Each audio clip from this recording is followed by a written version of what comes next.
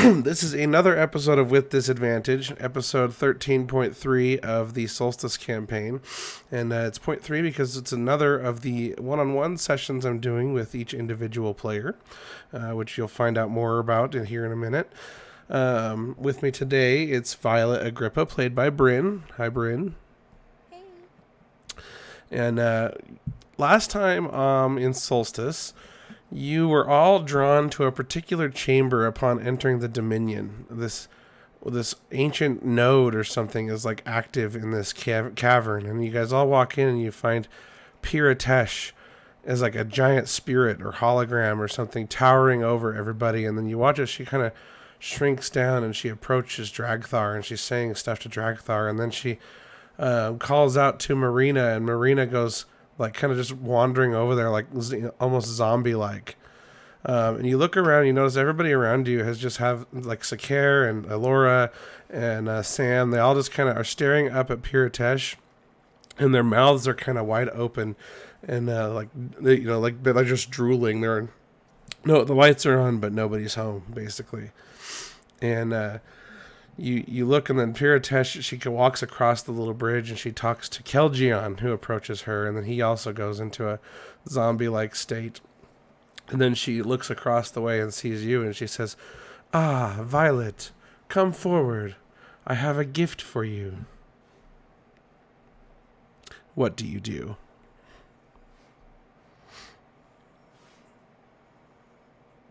What do you mean a gift? I have a gift of memory. I want to give it to you. It will be important for things I want you to do in the future. Whose memories? That is a little difficult to explain. Come forward. It's easier if I just show you. I don't know if I'm going to go forward. Because I don't like the idea of everyone else being like this.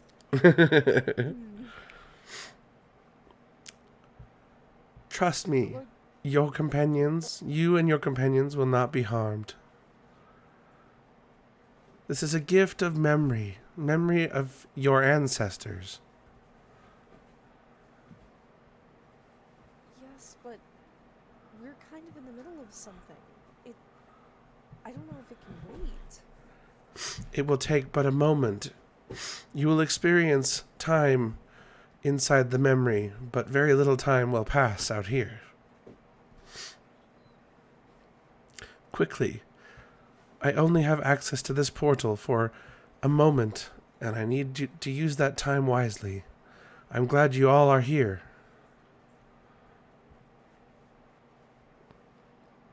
Violet is going to hesitantly step forward at this point. Okay. If you're sure it's only going to be a moment. I don't want anyone else to get hurt. Okay, you step forward. There's about a 5-foot gap that you'd have to leap to cross over if you want to get any closer. Oh, I forgot to link this. There you go. Let's see. What would be the check for that? That's going to be an acrobatics check, I would think.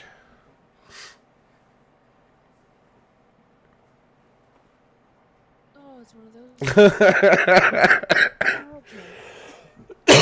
Okay. Just as you go to jump over this cliff, Piratesh says, "Be careful, Violet. Mind the gap." And then you tumble down into the pit.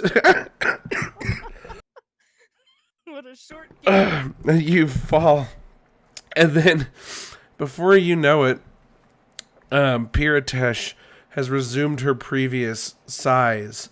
And her legs are now standing in the pit. And she reaches down and she snatches you up in her hand. And you're now standing on her hand in this pit over here as she kind of pulls you around this cliff face. And then she just says, "Well, we're not off to a great start, but we haven't much time.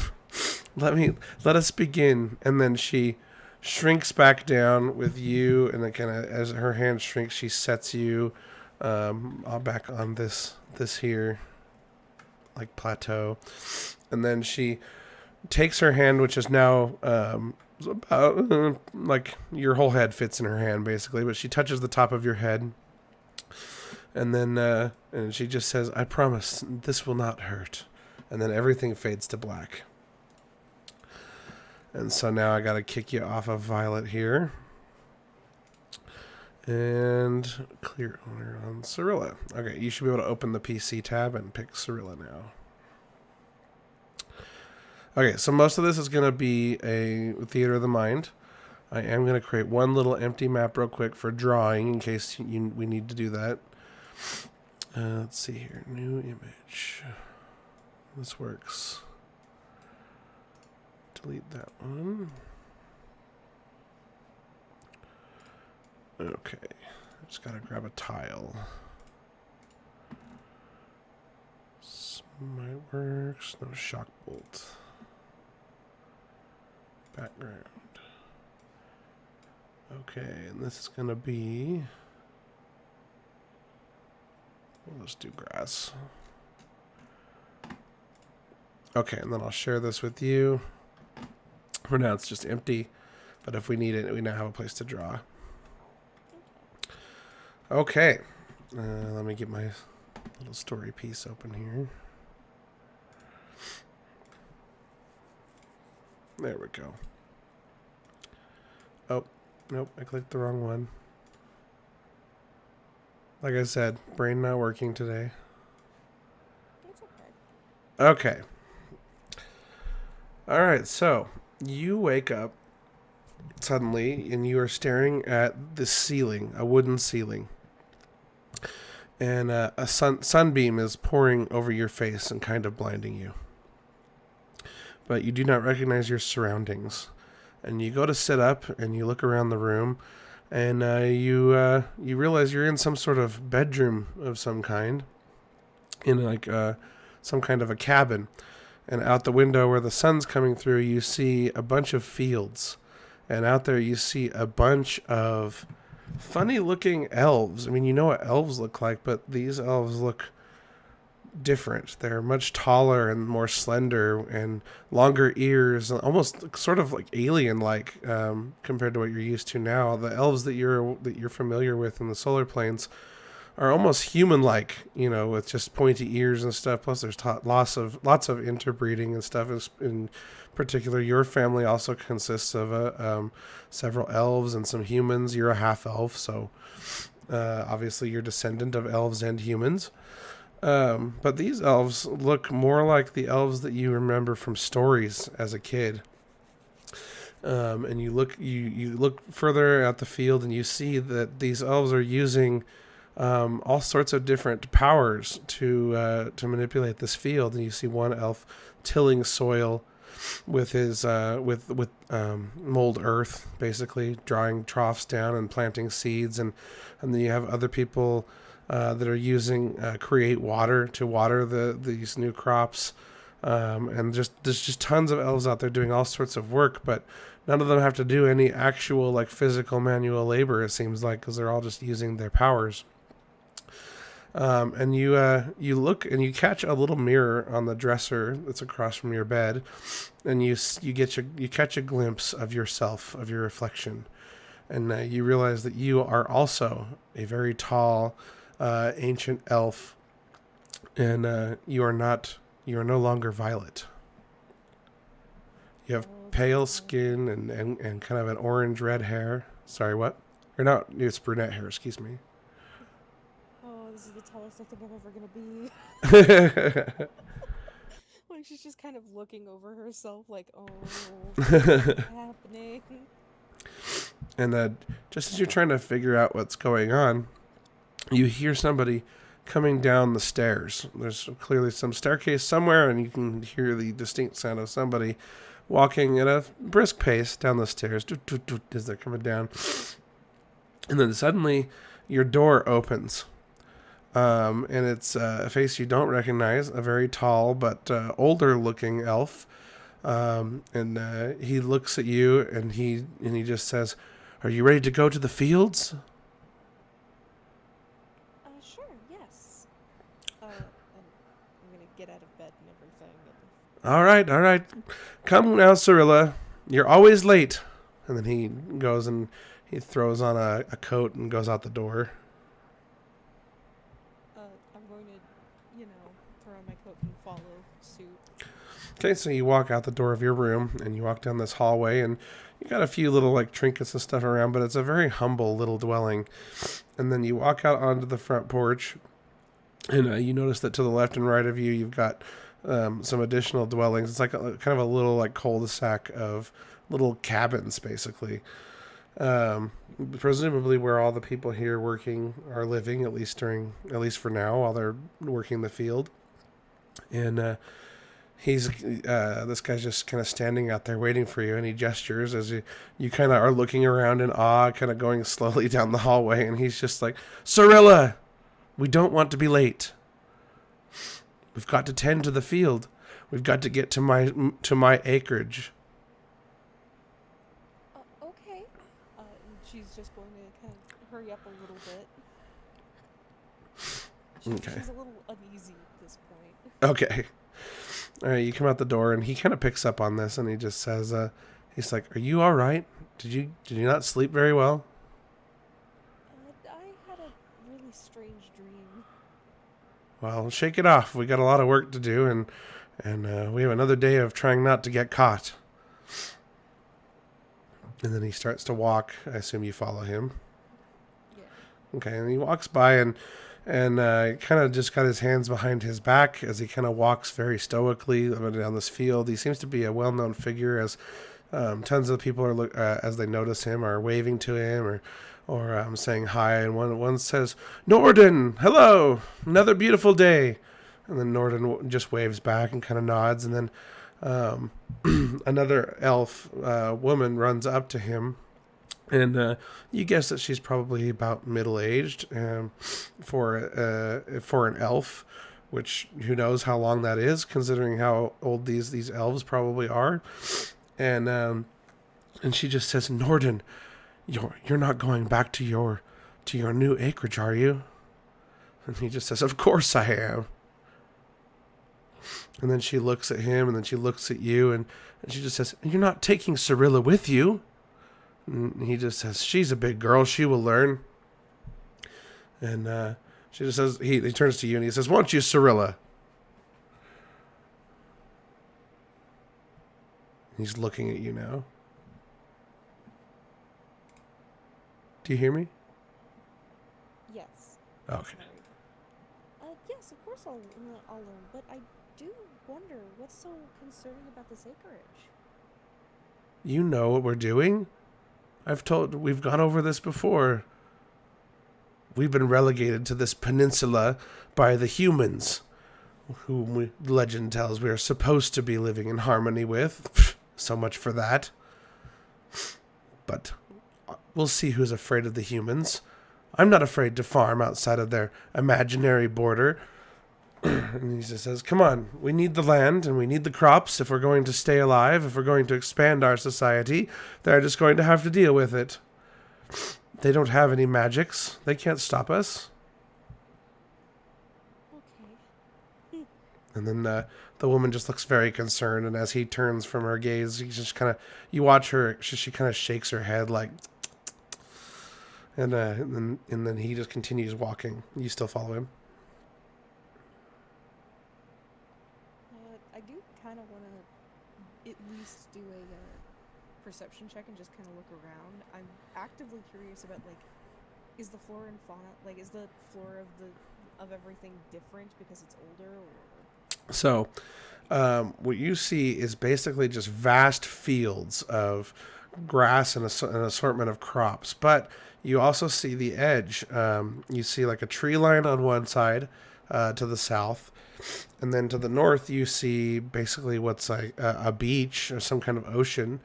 But before that, there's like probably several hundred yards of unworkable land, basically, because it's all beach, all sand.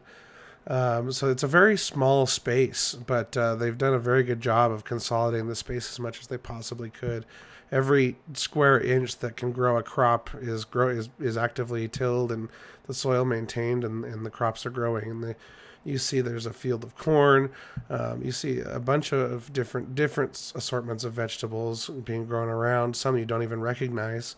And just to be clear, you still have the mind of Violet. You're still Violet as far as you're concerned.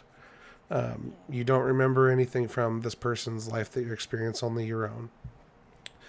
And yeah, so you see, like, you've never seen farming this efficient before, but clearly, according to Norden, it's not enough. How can this not be enough? Look at how much we're producing. You know just as well as I do, Cirilla, that the humans will come and take whatever they think they need, even what they don't. We have to feed ourselves and pay our rent, quote unquote. And he continues to walk down this path, and he turns right into another field, and then you see that there's this sort of swath kind of cut through the grass, and then you see a bunch of unused plainslands that are all green, kind of this grass waving in the wind and everything. And there's one little square that kind of cuts over the border into this new plainsland. And he just says, well, we're almost there. And he kind of picks up speed a little bit, excited to get back to working his new land.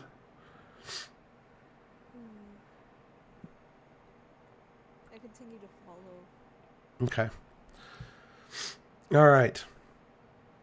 So you get there, and he's got this little shed that's kind of haphazardly constructed, clearly put together very quickly, and it's just got a few tools and stuff inside of it, but nothing too much. And one of the things he has in there is a basic hoe. As he starts to kind of till the rest of the soil, you can see that he's got still a corner of his land, of this new acreage to till and plant stuff. And so he's kind of just pulls out the hoe and starts doing that. And then he just says, why don't you grab the seeds? Okay. I'm going to go into the shed and see if I can find the seeds that he's talking about. Okay, roll an investigation check.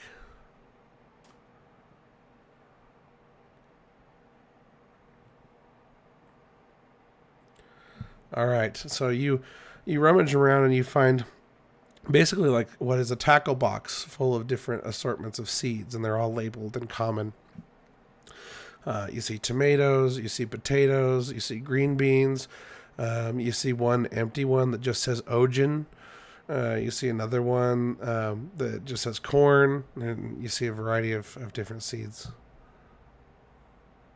Okay, I'm going to bring the whole box out then at that point. Okay. All right, so you bring the whole box out, and Norden unhinges it, opens it up, and it kind of comes out just like a regular like tackle box. Except this one's kind of, like everything else, haphazardly put together. And he starts rummaging through it. He's like, you mind running back to the cabin? I've got some more Ojin seeds in the chest drawer in the front foyer, front entryway. Of course. I'm going to, hurry back. I'm going to try to hurry back. Okay. And as I am, I'm kind of going to look at everyone. I kind of want to look at people and gauge how they're feeling, because they seemed uneasy about me going with him. Mm-hmm. I'm wondering, just generally how people feel in general. Okay. Roll me an insight check. Okay. So just as you said, as you're walking back, you're getting a look at everyone, and that one lady looks at you and again just kind of shakes her head, like she seems very concerned and doesn't seem to approve of what Norden has you doing. And so her how she feels is pretty obvious. Everyone else is just kind of waves at you. They all seem kind of uneasy. Periodically, you see once in a few of them kind of look off in the direction of Norden. You get the impression that maybe they're, worried that he's going to bring some heat down on them.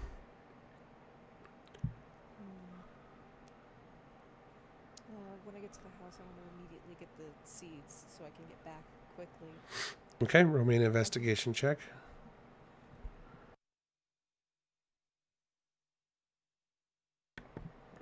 Okay, so you get into the cabin and you're not able to find any of the seeds.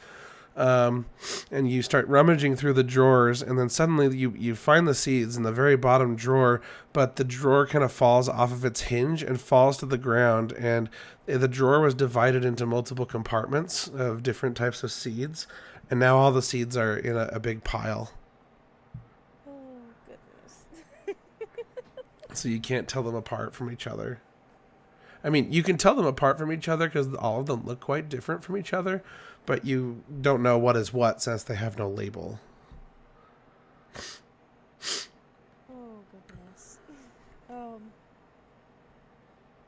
I'm going to take the time as best as I can to like separate out what I can. Okay. Do I at all remember what the specific seeds looked like that I was looking for? Or at least that they didn't look like the other seeds? Like, which one doesn't match what I've already seen? Oh, from the tackle box? Yeah. Okay. Yeah. All right. So you're able to do that. They would stand out pretty well. And there's only one seed actually that you don't recognize. It looks quite different from the rest. It's kind of a dark brown seed. It's large, like the size of a bean. It's got these little red protrusions coming out the side. Oh. And there's a handful of those. I'm going to take the handful back and, best as I can, kind of put everything back as, like, Okay. you know. All right. You scoop everything up. You put it back in the drawer. The drawer goes back into the little hutch there that you got it out of. But yeah, the organization inside the drawer is definitely done with. Oh, that's good. All right. So you step outside the cabin. I assume, right? You're going back outside. Yeah. Okay. Okay. So you step back outside, and suddenly it catches your eye that everybody is looking up in the direction of Norden. And then you look over toward Norden, and you see two humans making their way across the field. They're like a few minutes away from Norden.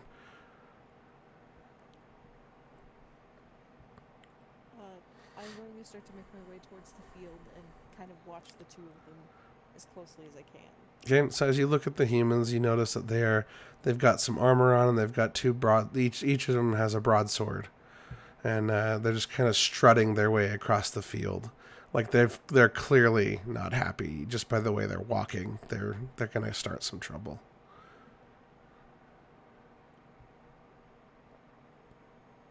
Okay. You just continue to watch them. I'm going to keep an eye on them, and I'm going to, if there's anyone else who's nearby, I want to ask what's going on. Okay, so you ask this young boy next to you what's going on, and he's probably like early 20s or something, and he turns to you and he just says, well, look, and he points up at the humans, and he just says, your father's gone and done it. He's brought them down upon us, just like everyone said he would.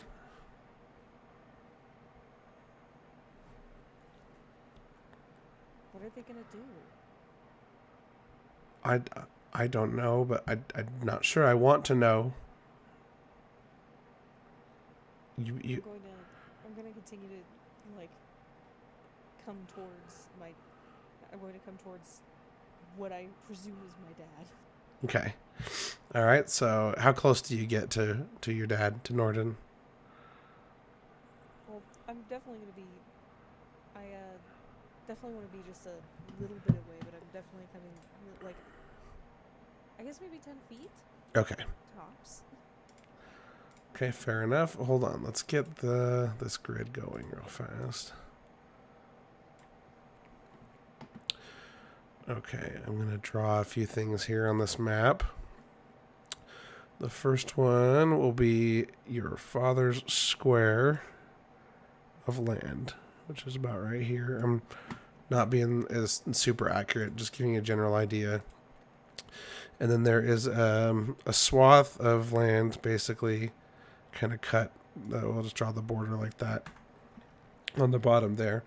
And so the rest of this out here, outside the square, is the unused plainsland. Even the humans aren't using it. They've cut a swath through the grass, basically, and said, don't cross this. and so your dad's farmland is the first to cross over this border. So let's go ahead and get NPCs on here, and I'll throw you in the combat tracker. The game's frozen. Come on. Okay, let's get rid of Violet. Put you in here. And we'll put 2 of these guys.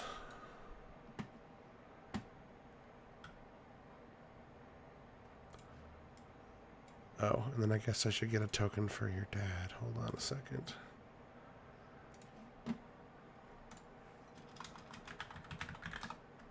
Perfect. Okay. All right, so your dad is working this corner of the field here. Oh, let me make sure you can see him. And then also he's friendly. There. And then these 2 guards are about right here, making their way to you. And you are right near your dad, just 10 feet away, right? Yeah, just about. Okay. All right. So the guards are coming closer, and you just going to wait and watch what happens as they interact? Yeah, I'm going to kind of... In essence, I'm looking at this as people are going to talk. I wait in turn. Okay. If shit happens, that's when I step in. Okay. Well, these 2 guards stroll up, and they just say... they stroll up to him and they just say, "Have you lost your mind, old man?"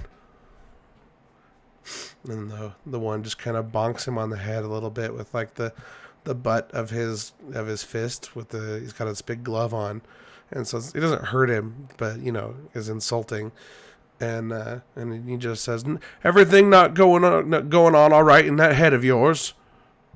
And Norden just says, "I'm not afraid of either of you. We don't have enough room to farm for ourselves and give supplies to you, and I've expanded across the border. I'm changing the agreement. You can't do anything about it." And the one looks at the other, and he just says, "Oh, thanks, baby." And the one looks at the other, and he just says, "Right then, I guess we got to show him what we can do about it." And the one guard kind of steps over here, and this guard immediately unsheaths this huge broadsword and goes to take a swing at him. So roll for initiative. Let's see. Where do I... There we are.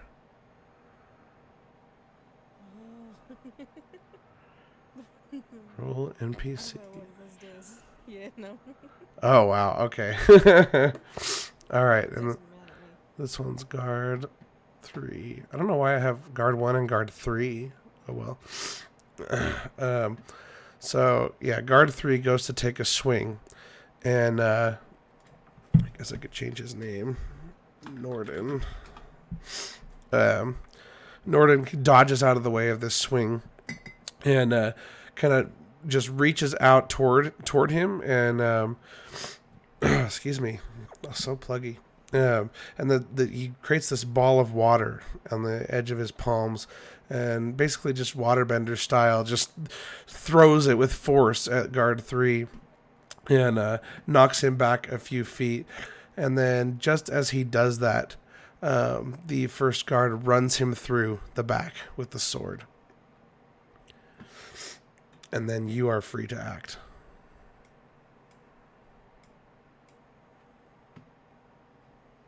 And you see the sword go straight into Norden's back, protrude from his chest. He says, "Ah! Damn humans!" And he kind of falls to his knees, and the guy behind him is just holding this sword like through him. Kind of got one hand on his shoulder and the other hand on the sword as he kind of presses it through even more, twists it. At this point,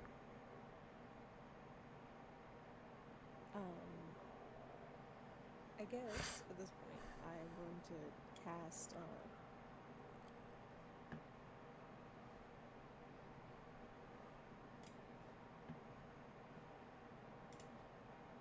I'm going to cast Mage Armor in this case. Okay.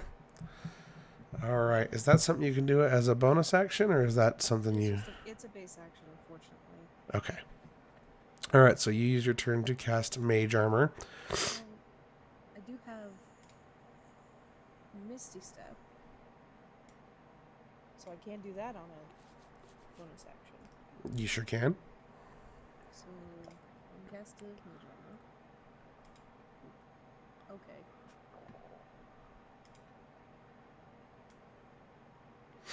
Okay. And I've given you an extra AC of 3.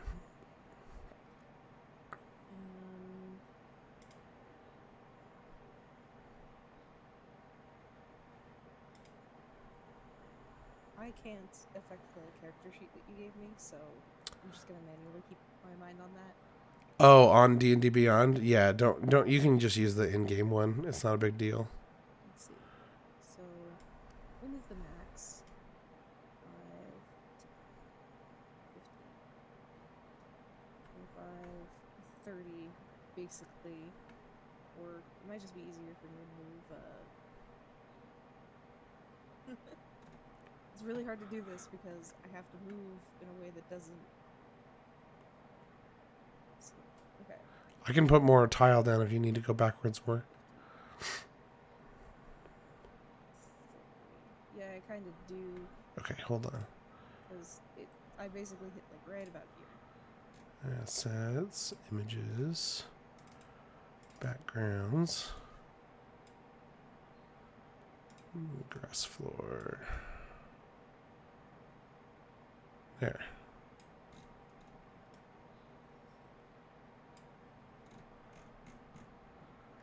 There you go. Okay, so you move away. Yeah. Okay, so you do not try to run up and deal with the situation directly. You're just preparing for a fight. Yeah, because I know that that's what they want. Okay. All right, so the one guard just kind of, he pulls his blade out and then he takes a piece of cloth and he wipes the blood off it. He just, stupid elves. You guys think your magic is going to keep you safe. And the one guy just says, oh, look at me. I can control water. Oh, now there's a blade through my chest. They're just like mocking him as he falls on the ground and he just bleeds out and he's basically dying. And the one guard shouts and he just says, you take that message back to the rest of your group. Don't cross the border again. You see what happens. And then they leave his body in the field and they start walking away. Do you try to follow? No. Okay. Chill touch. Oh, okay. What are you doing with chill touch? Did not mean to hit that twice. Okay. So you try to chill touch. Guard 3. All right. Don't know how to do this. Used to using fire.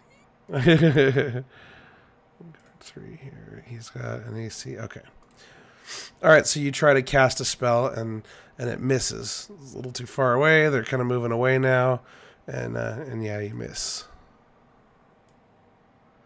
And they start walking this way, just kind of laughing to each other and saying something you can't quite make out, but every once in a while they just erupt into that stupid laughter. Okay. Ray of Frost. Oh shit! All right, roll your damage.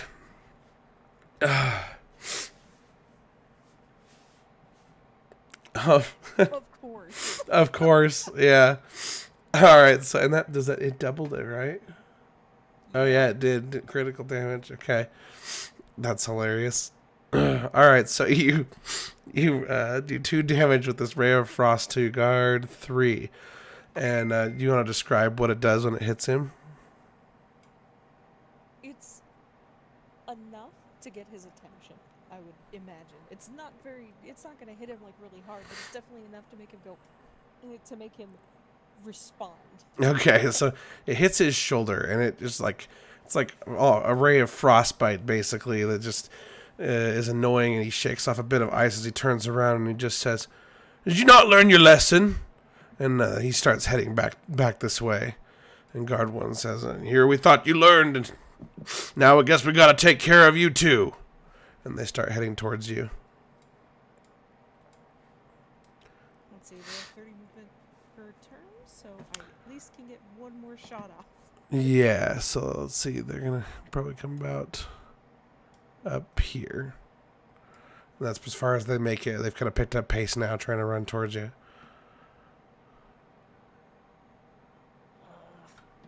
Okay. All right, so again, you try to do another Ray of Frost, and it misses. And kind of, the guy holds up this shield, and it kind of deflects off the shield. All right, and then guard 1 gets close to you this time. Well, no, I was going to use my second Misty Step to see if I could get closer to other people. Okay, sure. Where would other people be? So everyone else is really far away at this point because they've strayed clear of the border to make sure that they're not involved in whatever Norden is into. And so there's crops right behind you, but they're not well tended to because they're so near the border. So they've planted more resilient crops near the border that don't need a lot of, they're not high maintenance. And so right behind you basically is a bunch of corn that you kind of just plant, and then it goes off on its own with very minimal care. And so you kind of back your way into some corn, and then it's probably about, I would say 60 feet is the nearest person. I can do that. Because I still have my movement left. Yes. But you only have 30 feet of movement, right? Yeah, but Misty Step goes 30 feet. Oh, gotcha. Perfect. Cool. So I'm going to make that extra bit and go, there's more of us than there are of them, and they want to fight. Okay, roll a persuasion check.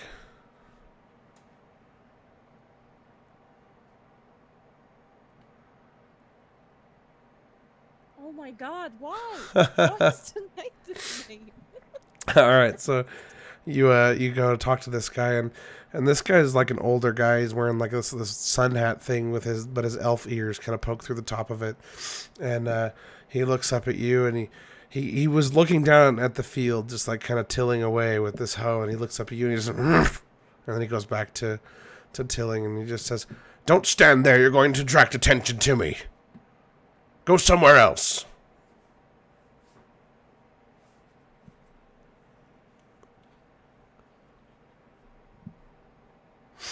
And then that's it for your turn, right? Yeah. Okay. All right. So guard 1 is going to make it. Let's see. At this point, Norden has definitely expired. Yeah. There was really not much I could do there to fix that. Right. Let's see. 30 feet. So, yeah, you got really far away from them. Holy crap. Oops. There we go. About right there. Okay, and then guard. There's 2 movements to catch up. Yeah, guard 3 is going to be about right there. Okay, and it's your turn again.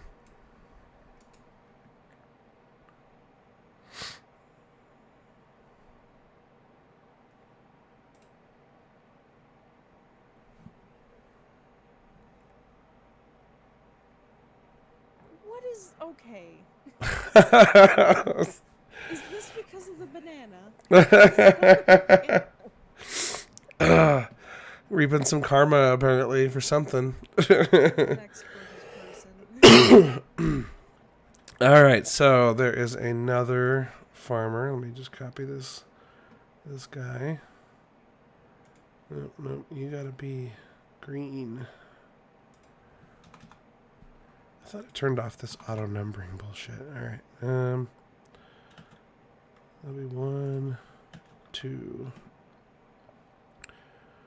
That's farmer 1. Okay, so the next person would be over here. That's not that far. That can be easily made. Okay. Okay. And this is the woman you saw earlier who was disapproving of Norden taking you out there. And she just says, "Cirilla, get behind me. Your father shouldn't have taken you out there in the first place. We all knew this was going to happen. They killed him. There's more of us than there are of them. Of course they killed him. He didn't listen. He insisted on putting us all in danger. They want to pick a fight. Let's put them in danger. We have more than enough resources. Roll a persuasion check. Please. Okay. She thinks for a moment and she just says, "You're not wrong, but if they go missing or they escape, either way, they're coming back with more men. Eventually, we'll be overwhelmed." But we have the advantage. We have the magic. "I have no doubt we could win this one fight, little one. But are we sure we want to begin an all-out war with our human neighbors?" It's better than living behind a line they drew in the dirt. "Very well." And she kind of puts her fingers together and whistles, and this first guy looks up and sees you and her conversing, and then he hears the whistle and he kind of just grumbles as he gets up and comes closer. And then let's see. Let me look at my notes. There was about 6 people over here. Okay. Why is that? I don't understand this numbering. Okay, I'm going to just put a few different people here that have shown up.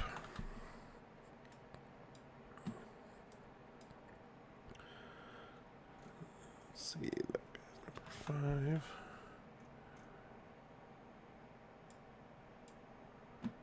And then one more. 6. Oh, they're random numbers. That's weird. Okay. Let's see, we got 1, 2, 3. So here's 4, 5, and 6. Okay. So 6 of these people, including the lady you're talking to now, all come running up, tools in hand, and they kind of gather around behind her and you, and they're looking as these guards come closer. Let's see here. Oh, good. It already rolled initiative for them all. All right. And one of them just looks over to the gal you're talking to, and they just say, "Jay, what should we do? Should we attack or should we wait for them to get closer?" And she just says, "Wait for them to get closer. Cirilla, get behind us so we can protect you." Understood. Okay, and so let's Well, see. I don't have my movement left, so. So since nobody's moving, they're gonna wait, and then guard 1. Oh, I'll let you have a little bit of leeway with that over there. Okay, so guard 1 is going to come about 30 feet right there. I keep moving the whole map when I'm trying to grab a token. There we go. Okay, and then I'm just going to go ahead and jump guard 3 up there. Okay, and then, well, I guess she just says to hold the ground, so we're just going to wait until they're right up on you guys. So another 30 feet is... Before we quite get there, I would like to cast a second round of mage armor. Okay. On another one of the farmers, like as I'm moving backwards, like farmer 2. Okay. Let's see, farmer 2. All right.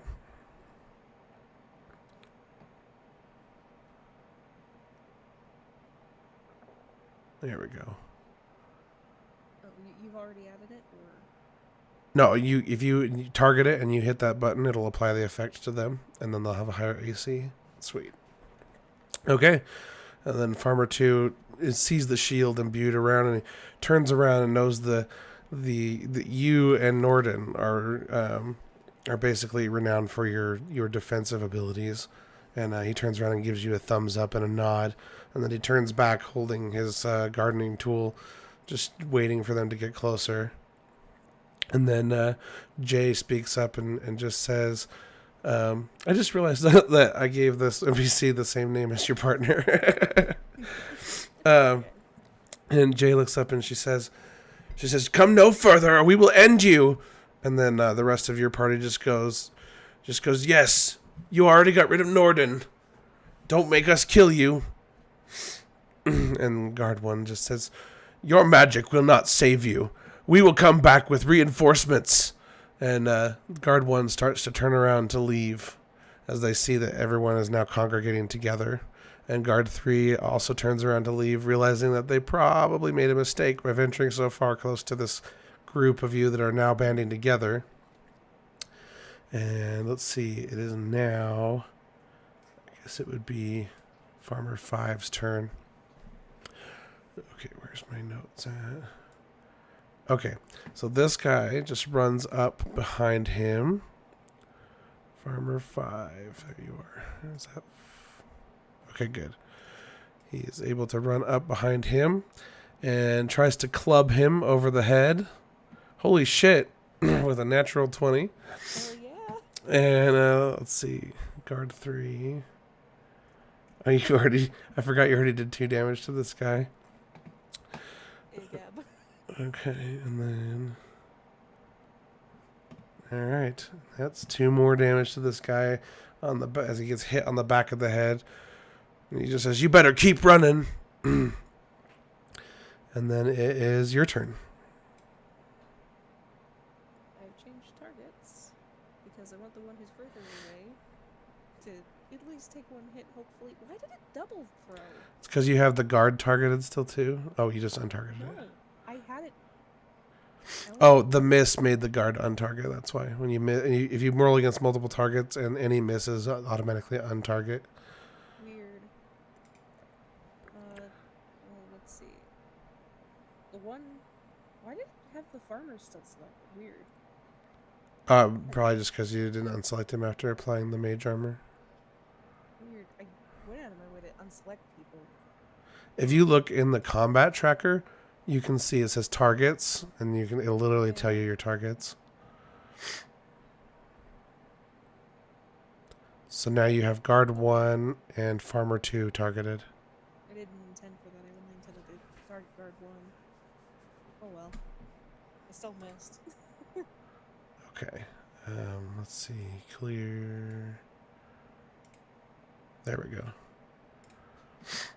don't really have anything else to do as bonus actions at this point. Okay.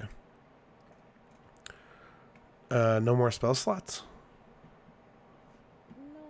No, it's just I don't have anything that's on a bonus action. Oh, right, because you just used one and missed. Okay. So you tried to Ray of Frost the guy. Jeez, your rolls. Holy crap. Yeah, what's up? All right, so you go to Ray of Frost this guy, and then you miss, and then immediately Jay just says, "Get him!" And they all overwhelm these 2 humans. And just to speed things up here, at this point, with everyone attacking, the humans don't really stand a chance, especially since they're trying to run away. And you guys pretty much beat them to a pulp. And they're toast. And you guys are free to you're free to discuss with the group, like if you want to do anything else or what. But Jay says, she's like, "Well, we took care of this threat." And then she turns to you and she just says, "But Cyrilla, this will not be the end of it. We have to rally everyone together. We have to prepare for a fight." Yes, we do. I have a question. Do I historically know anything? Because I can roll a history check. Ah, yes. I was not going to tell you about that unless you decided to try it. So go for it. Are you specifically trying to know about something specific? Do I know anything about this specific incident and what happens, basically? So, the thing that I was not going to tell you is that your history check, if it's well, you have a chance to glean knowledge from the body you're inhabiting. So like basically you will know some things that your host would know, basically. Does that make sense? Okay. That Cyrilla would know. Yeah. Okay. 14, so. All right, so 14. And so as far as you, Violet, you do not remember any of this stuff. These are clearly ancient elves of some kind or some sort of alien elf And given that Piritesh said that they're your ancestors, you can pretty much surmise that this is a very long time ago.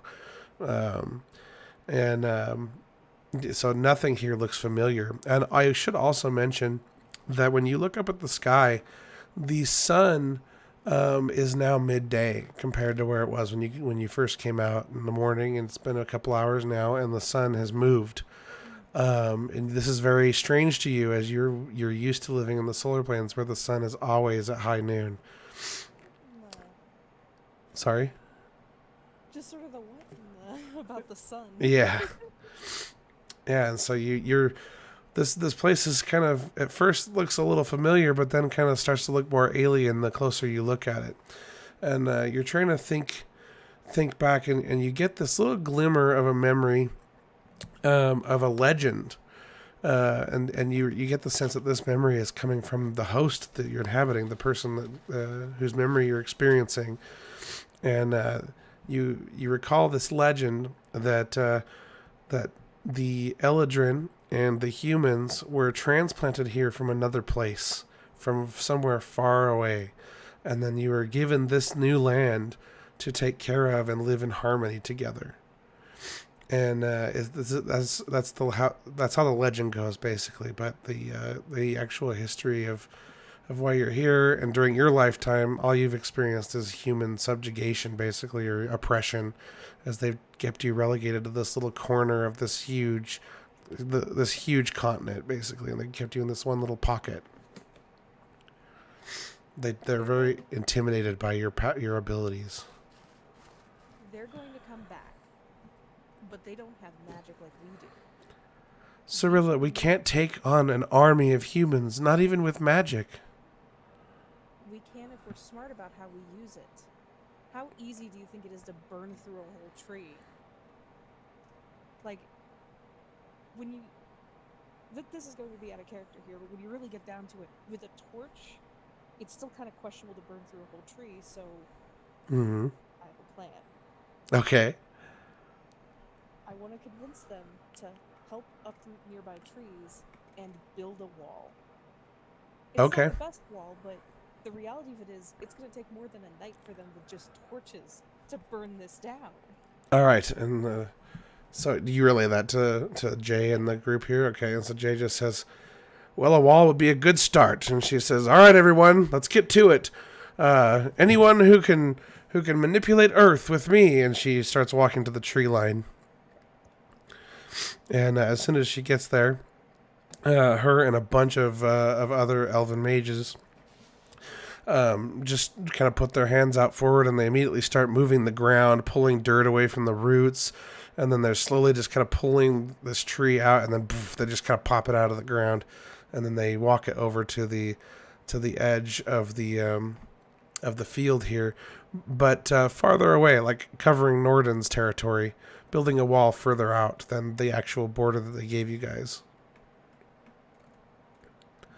And they continue to do this. It's gonna probably take several hours to build a whole wall out of all these trees, but yeah, eventually they're able to move them over. And several of these mages appear to have the ability to manipulate plants, even, and they kind of intertwine the branches, interlocking these trees together without breaking them and stuff. So they're pretty solid trees, literally uprooted from the ground instead of chopped down. And their roots and branches all intermingled to form like this pretty solid wall. And then eventually they all stop. Jay kind of dusts her hands off, and then she just says, "Mission accomplished. What should we do next? You seem to have all the ideas, Cyrilla." We should start preparing. They're probably going to march in a much larger amount. What other magics do we have here? I've seen earth moving, I've seen water moving. Well, we've got Masters of the Air, and you see several people in the back kind of step forward. And then we have one Master of Fire, I believe. Where's Jamil? And then they turn, and then this one guy steps out from the back of the group. You now have like quite a few people here, by the way, not just the 6. Like Probably like 15, 20 people have gathered around now. And this one guy, Jamil, steps out and he just kind of snaps his fingers and a little flame appears in his hand. He just says, "What can I do?" Oh, that's a familiar feeling. Violet already misses fire. We need to start readying because when they march, we're going to have to fight back. How much oil do we have? Oil. Don't think we have any oil.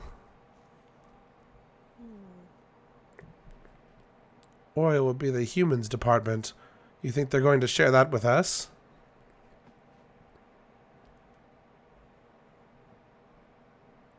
Either way, we need to be ready. We need to be ready. We need to have regular watches. Is there anyone else that in this area that could really help us, or is it just us? This is just us. We've been here for a long time. Obviously, we're more long lived than the humans, so our population grows slowly. Then we'll do what we can with what we have. Very well. And then We've lived she kind of points and points to different places for a variety of people to take up watch outlook points around this wall that you guys have created.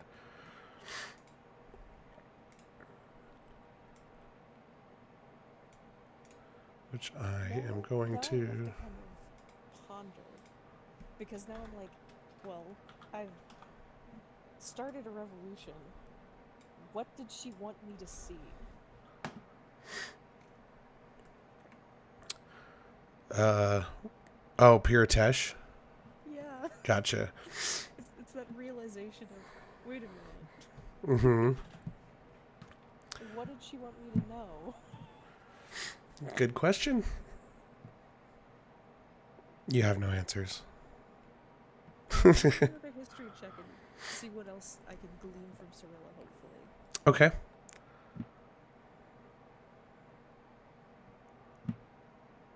Nice. All right.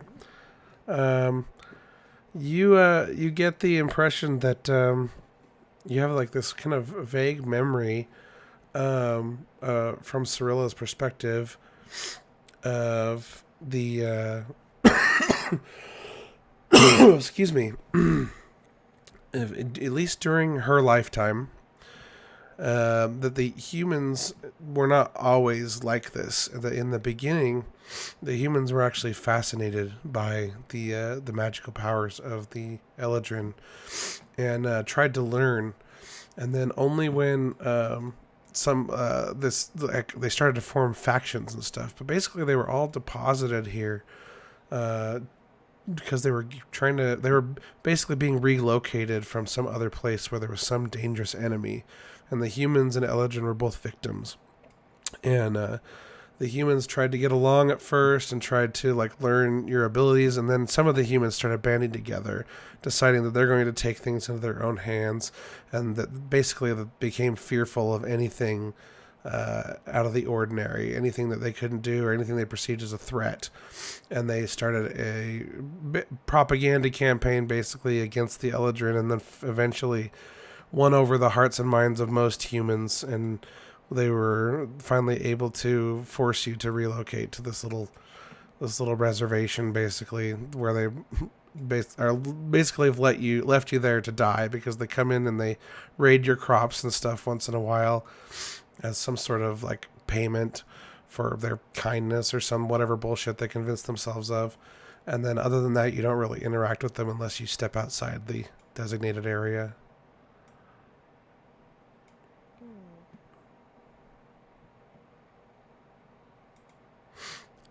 Do you do anything else for the next couple hours? The sun is now definitely much further west. I think I would go out of my way to dig through the house I woke up in. Okay. And see what I can learn, basically. Okay. All right. I imagine investigation? Sure, yeah. Let's do an investigation check. Okay. The most useful thing you're able to find is a diary of Cirilla's. And as you thumb through it, you basically just see some tellings of stories in her life of mostly just tilling the fields and helping out her father in any way she can, and interacting with the different residents here. And your little group here basically has puts on several festivals during the year, and they try to make the best they can of a hopeless situation. But you don't really get anything useful other than just an idea of how much life sucks here, being trapped in this little corner and not being able to interact with anyone outside of this group. Hmm. And with that, let's take a little break while I finish my food here, and then we'll continue. Okay. So, like 5 minutes. And I'll be back at 7:10, between 7:10 and 7:15. Okay.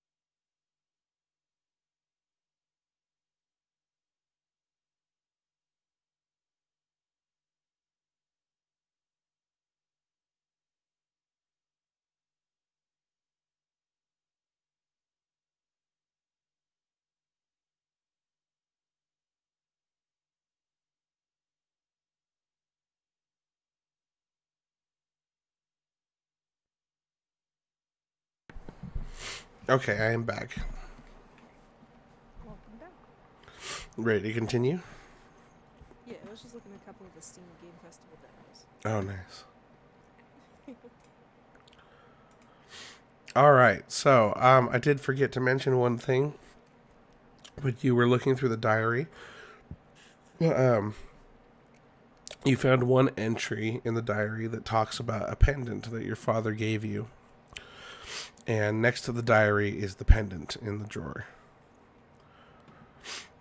And when the diary entry basically just reads and says that your father gave you a pendant today for your 12th birthday, and he said to keep it safe, and he said that they've kept it in their family since before they got to this new land, and he says that it will help fight what is surely to be our greatest enemy. I want to pick up the pendant at that point. Okay. To examine it. Okay. You pick it up, and it's very odd looking. It's almost technological in design. The way it has, it's like kind of glowing a little bit, and it's very metallic, heavy. It's probably about the size of a 50-cent piece, but thick. Like probably the thickness of an Apple Watch. Oh. And as you go to pick it up, there's like a little sconce on the desk above the drawer, and as you pick up this pendant, which has a little bit of lace through the pendant or around like this little hole on the top of the pendant, so that you can wear it as basically a necklace. But as you do, it magnetizes itself to the sconce, to this metal sconce. Huh. I'm gonna pull it away from the metal sconce. Okay, and it pulls free, and just dangles there.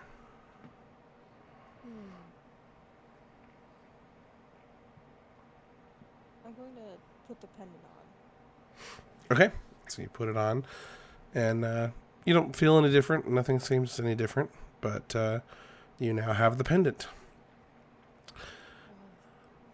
Do you do anything else in the meantime? You're now about half an hour away from the sun setting. I'm gonna roll another history check and see what I can glean from her again. Oh, these are doing fine. Well, All right, so you have a memory. And now that you're thinking about this pendant and reading the diary entry, you remember being given this pendant.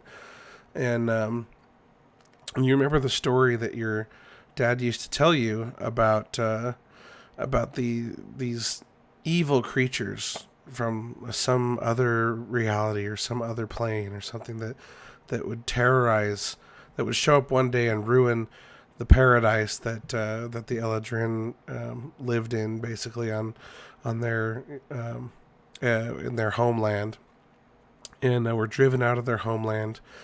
And then just as they were, as tons of Eladrin died in this massacre, basically, is this very alien creature or of some kind that basically he described him as made of stone, and they basically wrecked the place. You don't remember any of this because you were just a child, but you and your family were scooped up and rescued by someone who led you over to this new land and deposited you here alongside a buttload of humans.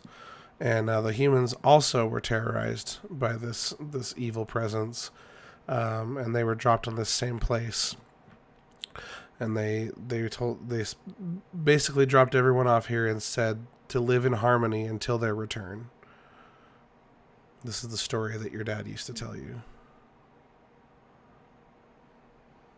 Well, we can't live in harmony if we live in inequality. So. I guess I'm trying at least a little bit. Okay, so now this just kind of talking to herself a little bit about that. So the sun sets finally. It is now pretty dark outside. The last remnants of light from the sun have disappeared, and suddenly you hear a whistle, and it's a familiar whistle. Clearly Jay is out there alerting everybody and you look up out at the tree line beyond the wall, and you see suddenly the light spread out across the plain of torches as a huge line of humans emerges from the far tree line at the other end of the untilled plains. And you just kind of hear the clinking of metal and stuff as they draw their weapons and stuff, and they start kind of beating their chest in a rhythm as they come closer, like as they're getting closer, and they kind of start yelling. And like you only hear one voice clearly as he says, "This is karma coming to get ya."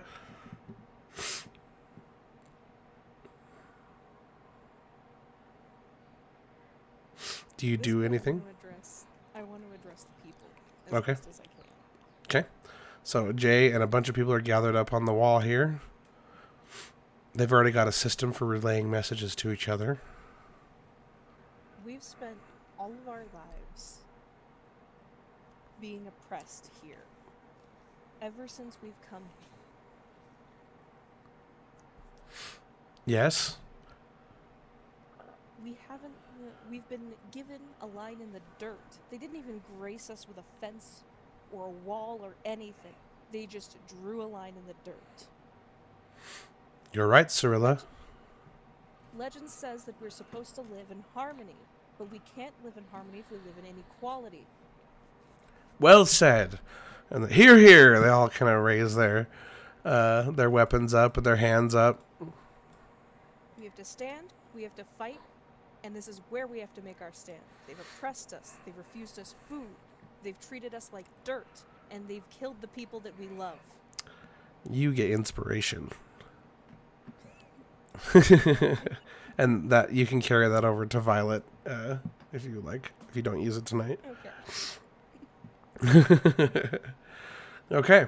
Yeah, so you've definitely inspired them all, and they're like, yeah, and they kind of go back to their wall, and they're watching this line of humans march, when all of a sudden you see a bunch of arrows come flying through the air, and they just kind of land in the field and on the wall around various places as these arrows just kind of land all around you, and nobody seems to get hit with this first volley.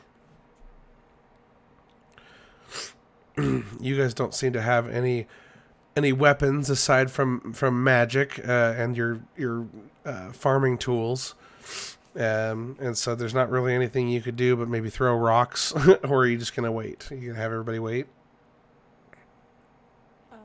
I think we're going to have everybody wait, because at that point, they're at the base of these trees, and it's probably pretty hard to actually be able to aim arrows in that way. Okay. So I got at least that going for us. It's true. All right, yeah. So and another volley of arrows, and just like you said, they're having to aim them like a super high arch to get over your tall tree wall to hopefully land some hits on the other side. And let's see here. Okay, and nobody gets hit again with the second volley. And then the humans move much, much closer, and they've now hit the tree line. So they're about probably like 10 feet away from the tree wall, basically, that you guys have created. And they start climbing the wall. Do you have your people do anything, or should they just start firing at will? We're going to shape water. They're in heavy armor, right? Mm-hmm. We're going to use the force of the water to push them back. Okay. All right. So you have several water mages ready, and immediately they cast water from their fingertips, and they just wash these guys off the wall, and the water kind of washes them back into the field, and more arrows fly up. And Help them while they're down, basically. all right. Well. Everything you can when they're down. Yeah, lucky. This one of the mages, an arrow grazes her shoulder, but she manages to hop down off the wall after washing them off the wall. And then they're now everything is muddy, and they're trying to right themselves. But the second wave, basically behind that first line of humans, just steps over them and starts to also climb the wall. More water. water. Okay. All right, so they cast again. The water washes them down off the wall, and they kind of hit the first guys who are still trying to stand up. Some of them slipping now in the mud, and their heavy armor. It's making it hard for them to stand up. But the third wave behind them kind of picks them up, pushes them forward, and climbs on top of them. So basically they form like a 3-man chain sitting on their shoulders, and then fall forward, and that's enough to hit the top of the wall. And so now there's a line of humans that have made it to the top of the wall. And the water mages are trying to create more water, but now the 3 water mages that you have up at the front lines are now overwhelmed with hand-to-hand combat, basically, as they draw their swords and they're fighting up on the wall. Let's see. At this point, I want to see if we can get as much like combat spell casting done at these guys who've made it to the top. Okay. Myself included, probably in this. Okay. Yeah. Go ahead and there's tons of targets, so just tell me what you are, and then just do a manual roll. I guess I would be kind of in around like the center of the wall ish. Okay. And I'll go for Ray of Frost, please. Thank you. Yeah. All right. So you hit one of these guards with Ray of Frost. And immediately the whole like half of his body frosts over, and just roll your damage. Nice. And this guy is immediately pushed off the wall as he falls down to the other side of the wall, and the portion of his body that is frozen, mostly around his hip and leg area, shatter. And you just hear him screaming on the other side of the wall. Just like freaking out. Okay, and then the rest of your group, again, you see a firebolt come out from behind you, and it hits one of the humans on the wall. He immediately ignites into flame, and he runs haphazardly across the wall, and he lights 2 others on fire, just trying to get away. And then you see several more rays of frost come out from some of your other fellow water mages. And I keep almost saying water benders. and it hits more humans too, and tons of the humans go down, but several handfuls worth spill in on the edges here over the wall, and they've now climbed into your area and have engaged in hand-to-hand combat with whoever they can come in contact with. I'm going to where does the army seem weakest on the other side of the wall? Probably in the middle where you guys are pummeling them. That's why they're kind of split up, and they're going this way and this way to try and get around the main force that you guys are putting up. Then I'm going to make the call out to focus on the sides too. I'm going to take the right. Okay. And I'm going to go out of my way to move a little bit further that way and go in for another ray of frost, hopefully. Jay does another whistle and turns to the left and takes a few others with her. Okay, you gonna target someone?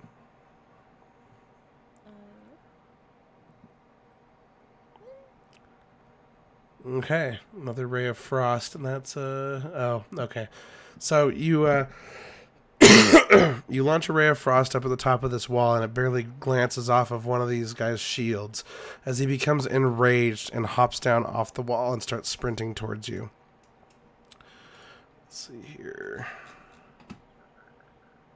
PC.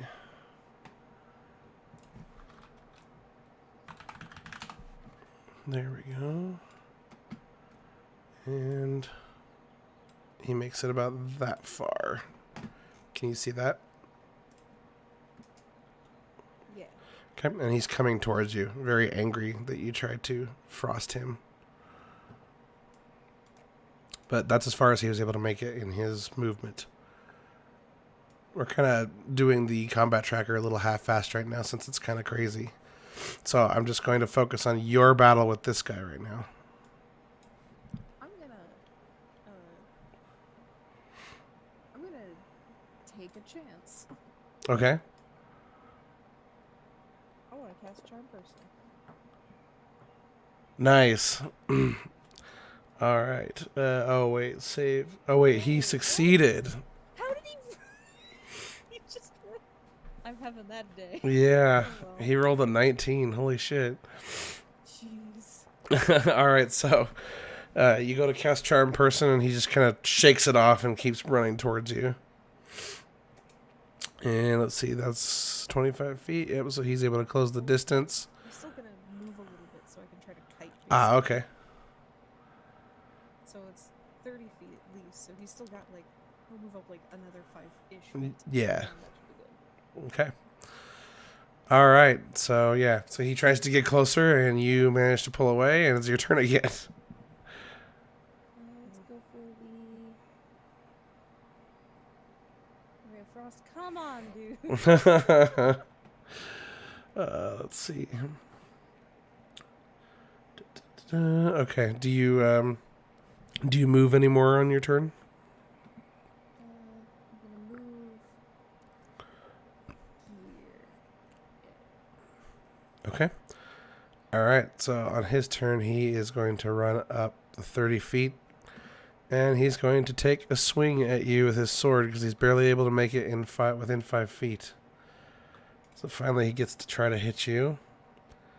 That hits you, and that does 8 damage as he takes this sword and just kind of slices right into your side and kind of cuts through your shirt a little bit, and then it cuts like right into your side, and it hurts pretty bad. As you're now losing some blood, and you kind of have to right yourself, and you kind of see your mage armor shimmer as his blade passes through it. And it is your turn. I'm gonna take a moment to use my Tides of Chaos for this one. Okay. I'm gonna go for my Frostbite. Okay. Oh wait, I need to roll with advantage. Just roll it again. Oh my god! Wow. Why am I just not allowed to fight today? I don't know. I'm not sure what god you pissed off. I promise there's no control in this game over the dice. It's just bad luck. Okay. Alright, so his turn. Puts me into a bad position. Okay. I can't leave. Yeah, that's true. Oh wait, why can't you leave? I have to use my action to disengage. Oh, right, because I'll get an opportunity attack. But so you could use your movement, you just get an opportunity, and that's what you're trying to avoid, right? Yeah, and he's still gonna be able to then rush me again, is the issue at that point. That is true. Okay. So, let's see. He is going to take another swing, given that you're right there. And miss as he plants his sword into the grass. And then kind of pulls it out and gets ready for another hit. Your turn again.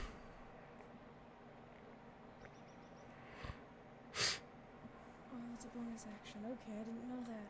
Alright, I can convert sorcery points as a bonus action. Did not know that. Oh, yeah. Nice. I've got 3 of them, so I can get at least 1 second level spell back. Okay. Or I can get, I think...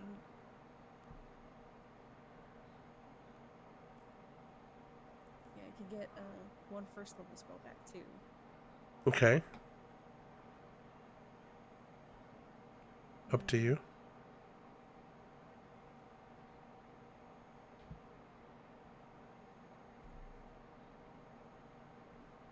We'll use the bonus action to get my Misty Step back, and hopefully be able to use it next turn. Okay. And I'll go for the Frostbite again. Wow. Finally! Finally what? Oh no, he saved again. Yeah, that's it's the reverse because you see success, but it's success for the soldier. All right, he saves again, and then he tries to attack you again, and he misses.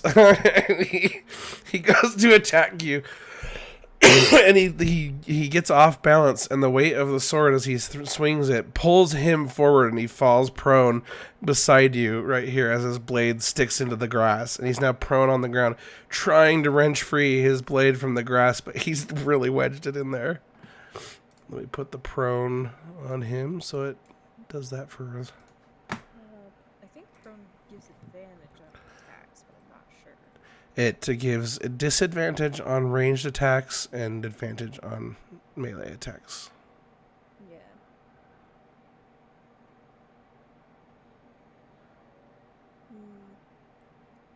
Frostbite is considered a melee attack. We'll have melee weapons. I don't honestly though. If you're just standing over him and you're shooting frostbite, I don't think that matters. Yeah, no, you're right. It's not even the same as a regular ranged attack. Yeah. So I'm going to use my bonus action to Misty Step. Okay. And roll myself back 30 feet. Okay. Sounds And good. then I'm going to step about 45 feet back. Okay. All right. So. And we'll go for the Ray of Frost. Okay. Because now we're going to use my action. What? Who was it aimed at this time? Oh, it was because he's prone, so it's disadvantage to ranged attacks. Yeah, that's the best I can do, though. Fair enough. All right. I have to wait for him to get up, but, you know. Yep, so on his turn now, he uses half his movement standing up, and then he is able to move to about, what, there. Okay. And so he pulls his sword free. He's getting real upset, and he's able to move a little bit closer, but it took him a long time to stand up and pull his sword out of the ground. So it is now your turn again. He is definitely fixated on you. He's not paying attention to anything else going on in this battle.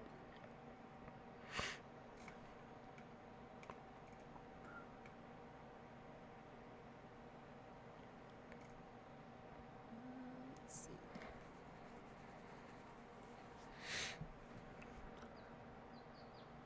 Oh, let me remove prone from him. We'll go for... There we go.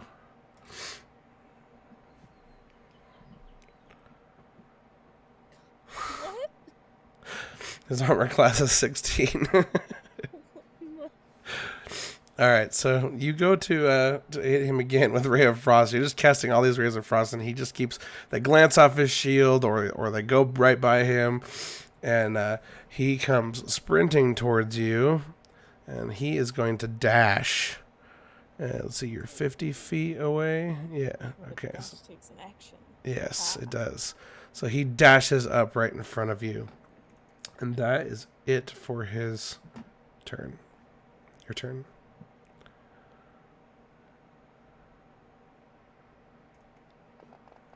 And Frostbite.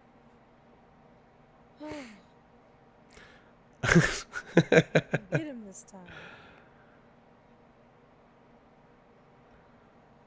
And at this point, I'm going to call for help. Okay. Because now I know I'm definitely closer to other people who might have had a little bit better luck fighting. Right. And yeah, and there are several mages around you. And they hear the call for help, and they come running up to you to help out. And just as they do, you watch as this huge metal, like, what's the word for it? It's this huge, like, spiky metal wheel comes barreling through the wall that you guys put up right here. Just kind of grinds through these trees and then grinds through the field and heads this way. And then it says like a 90-degree turn, and from this point it turns back and it crashes through the wall right there. And you just kind of hear the clanking of metal, like clink, clink, clink, clink, clink, clink, clink, clink, as this thing kind of rotates around this giant spiky wheel.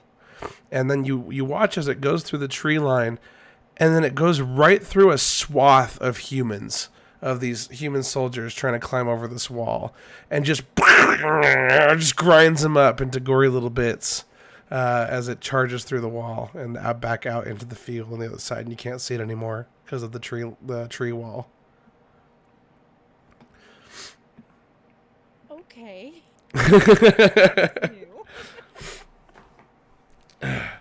And then this soldier is just completely dumbfounded, and he's no longer looking at you anymore, and he's kind of looks like he's in shock as this thing went right behind him, and one of the little spikes on there just nicked him in the leg just a little bit, and he turned around and it just was just completely in shock, and he fell backwards onto his tailbone on the grass, and he's just kind of propping himself up with his arms behind him, and he's just like looking on like, what the hell? Do you take advantage of this? Yeah. Okay.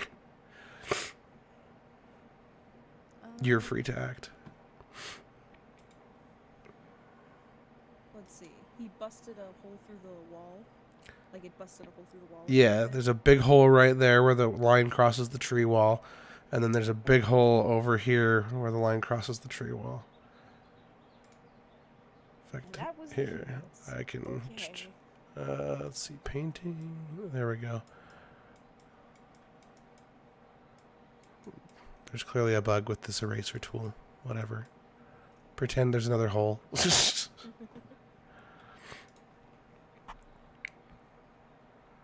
definitely going to take that time to pull back away from him.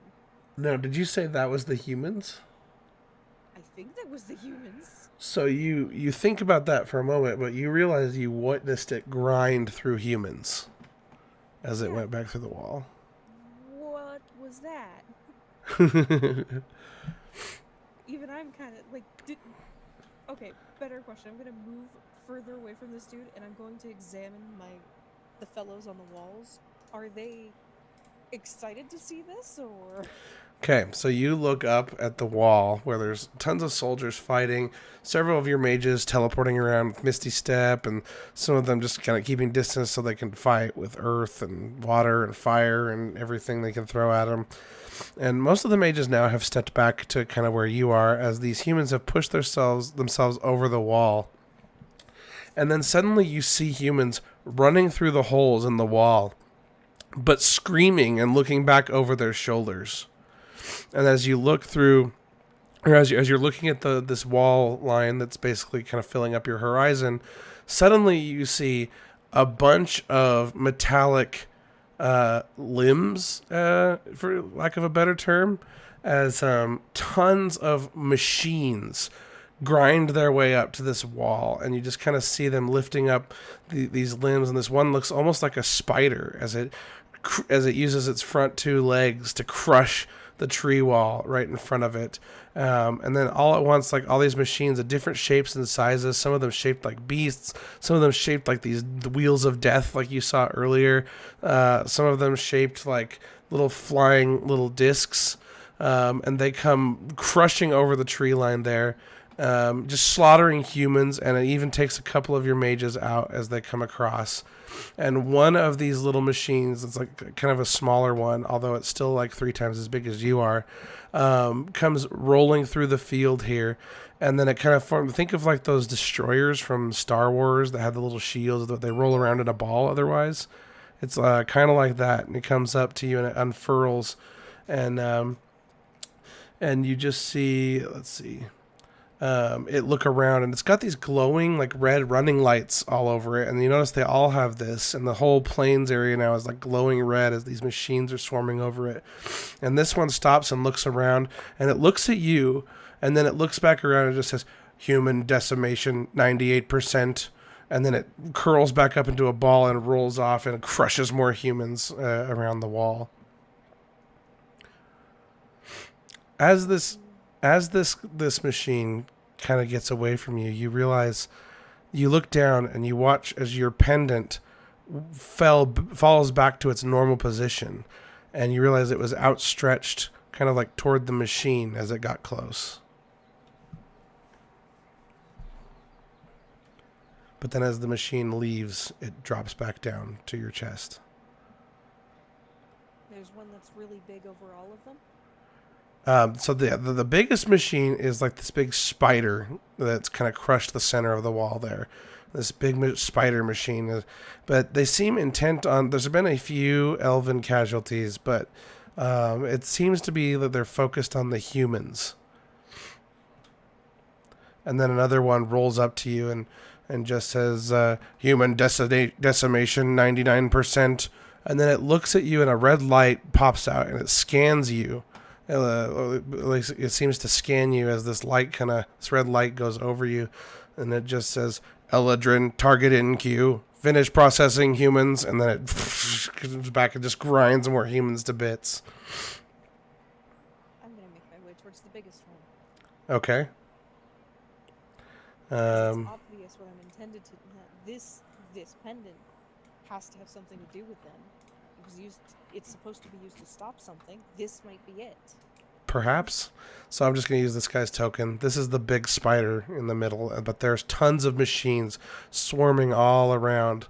Little bug-like machines, little wheel-like machines. And they're just cutting swaths through the fields. No regard for your crops or even your fellow Eladrin. But they are focused on the humans for the moment. And then right as you start to approach, another one's they all kind of say in unison, almost like the Borg, if you've ever seen Star Trek. They're just like, "Human decimation complete. Acquiring next target. Eladrin, high priority." And then you see the machines lock on to the nearby elves that are trying to escape this frenzy, and two of them they just get ground to bits instantly. Okay, is there any way to enter this thing? The big spider? Not that you can tell, no. I want to take the amulet and I want to press it to the big spider. Okay. Alright, I need you to roll a dexterity saving throw on your way to this guy.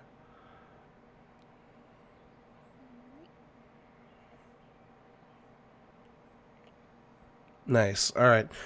So as you're running, one of these flying disc-looking machines, almost like a horizontal saw blade, just kind of zooms by, and you manage to duck just in time as it goes right over your head and takes a piece of your hair with it. But then you run up to it, and you said you're going to put the pendant on the spider, like on its leg?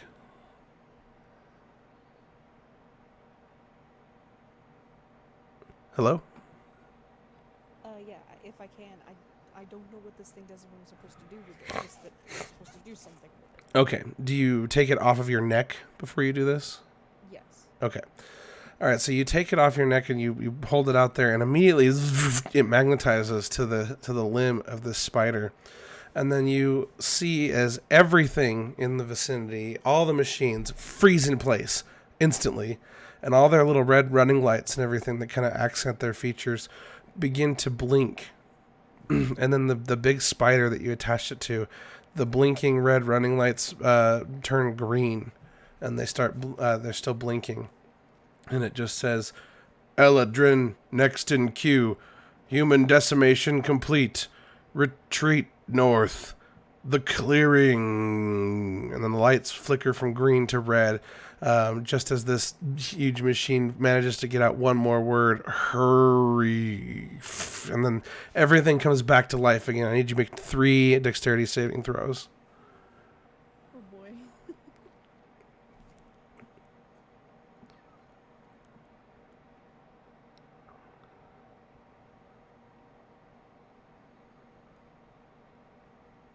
Oh no. Oh no! Okay. Excuse me. No. All right, so you go running back to the clearing to get out of this frenzy, and they're wrecking the rest of your allies now, just kind of picking them up, shredding them in half, like all the whatever horrendous things you can think of. These machines don't seem to care about how you die as long as you die. Another one of those discs comes flying by. You manage to dodge it. Another one of those more vertical-looking blade wheels, like you saw in the first place, comes by, and you stop just short of it as it cuts through in front of your path, cutting you off, and creates like a little trench about 5 feet. So you're not able to go that way unless you want to jump across. And so would you have tried to jump this trench, by the way, or would you have just turned and run a different direction? Probably, I would have tried to jump the trench. Okay, let's do an acrobatics check.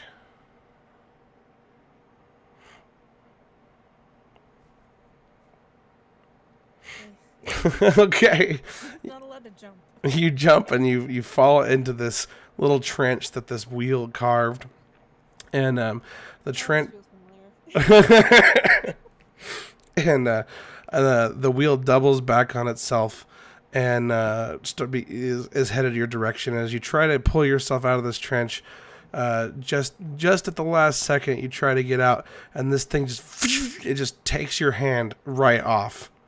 And you now have no hand as you're losing blood rapidly from this stump on your arm, but you are filled with adrenaline as your life is in danger. What do you do? I gotta figure out a way out of this pit. You made it out of the pit just in time, so like just as you were trying to stand up, you kind of like turning around and put your hands on the edge of the pit to stand up. That's when it took your right hand off. And it is clearly a ton of pain, but you're still running on adrenaline, so it hasn't quite hit you. The full pain hasn't hit you yet. Then at this point, I'm gonna keep running and hope everyone else runs too at this. Okay. You realize you know this area pretty well, even over the border. Especially because if you're not doing anything super noticeable, like kids go playing in the trees and stuff and run out into the plains, and you clearly remember that north, across these plains and through the tree line on the opposite side, is a clearing, and you heard the machine when it was green say, "Retreat north, the clearing." And so you're able to put that together that maybe it's referring to the same clearing that you're aware of. Yeah. So you going to continue north probably, I assume, try to run around these guys? Okay. All right. So you are able to make your way out as the machines seem to press forward into your territory since there's a lot more targets. Roll me a stealth check. As you're trying to sneak around the back of these guys. Oh. Nice. All right. So covering up your stump, trying to apply pressure to it. You sneak around the outside here, and you encounter basically a bunch of fires that have started out here. The grass plains are on fire, and the very edge of the tree line is on fire. And you run into the tree line here, and it's getting a little bit smoky, but the fire is like complete camouflage. They can't sense you, and even if they could detect like heat sensors, all they can see is fire. And so you're super protected in this tree line right now. But you are losing blood pretty fast as this stump is just gushing blood.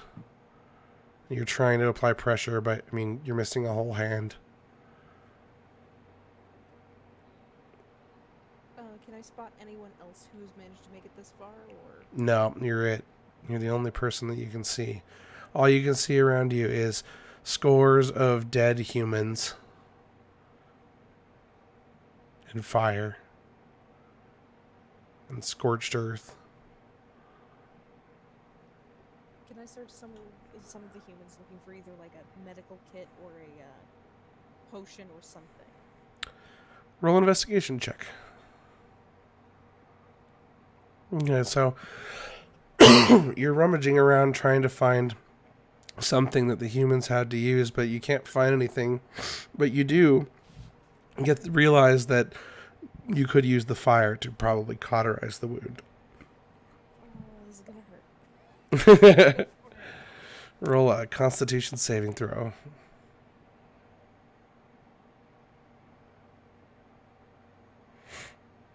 Oh, that's not bad. Okay, so you grit your teeth and you just jam the stump of yours into the burning trees at the edge of this forest, and You scream a little bit through your teeth, but you manage to keep quiet enough that nobody hears you, and you don't lose any more hit points as you finally stop the flow of blood. But now the searing pain of this burning is your new the new bane of your existence as you're forced to muster forward. I can deal with that. Okay. I haven't died yet. We're doing great. Let's continue north. I want to find this clearing. All right. So you know your way, and you run through the tree line, and you peer out into the clearing. Roll me a perception check.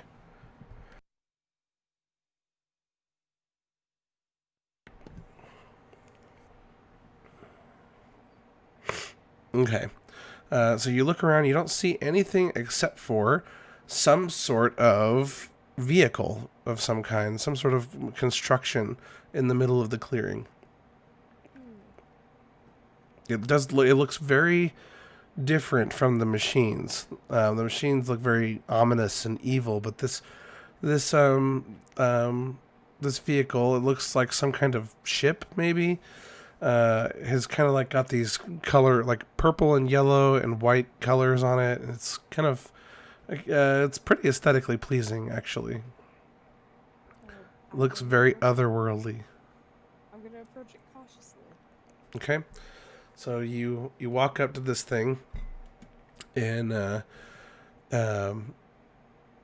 side of it kind of opens up like a Lamborghini, like a hatch that opens upward, and just and then clearly like some sort of pressurized atmosphere inside is released as these lights inside flicker on, and then you just hear a voice, kind of a robotic but friendly voice come from inside, and it just says, "Please step aboard. We are ready to depart."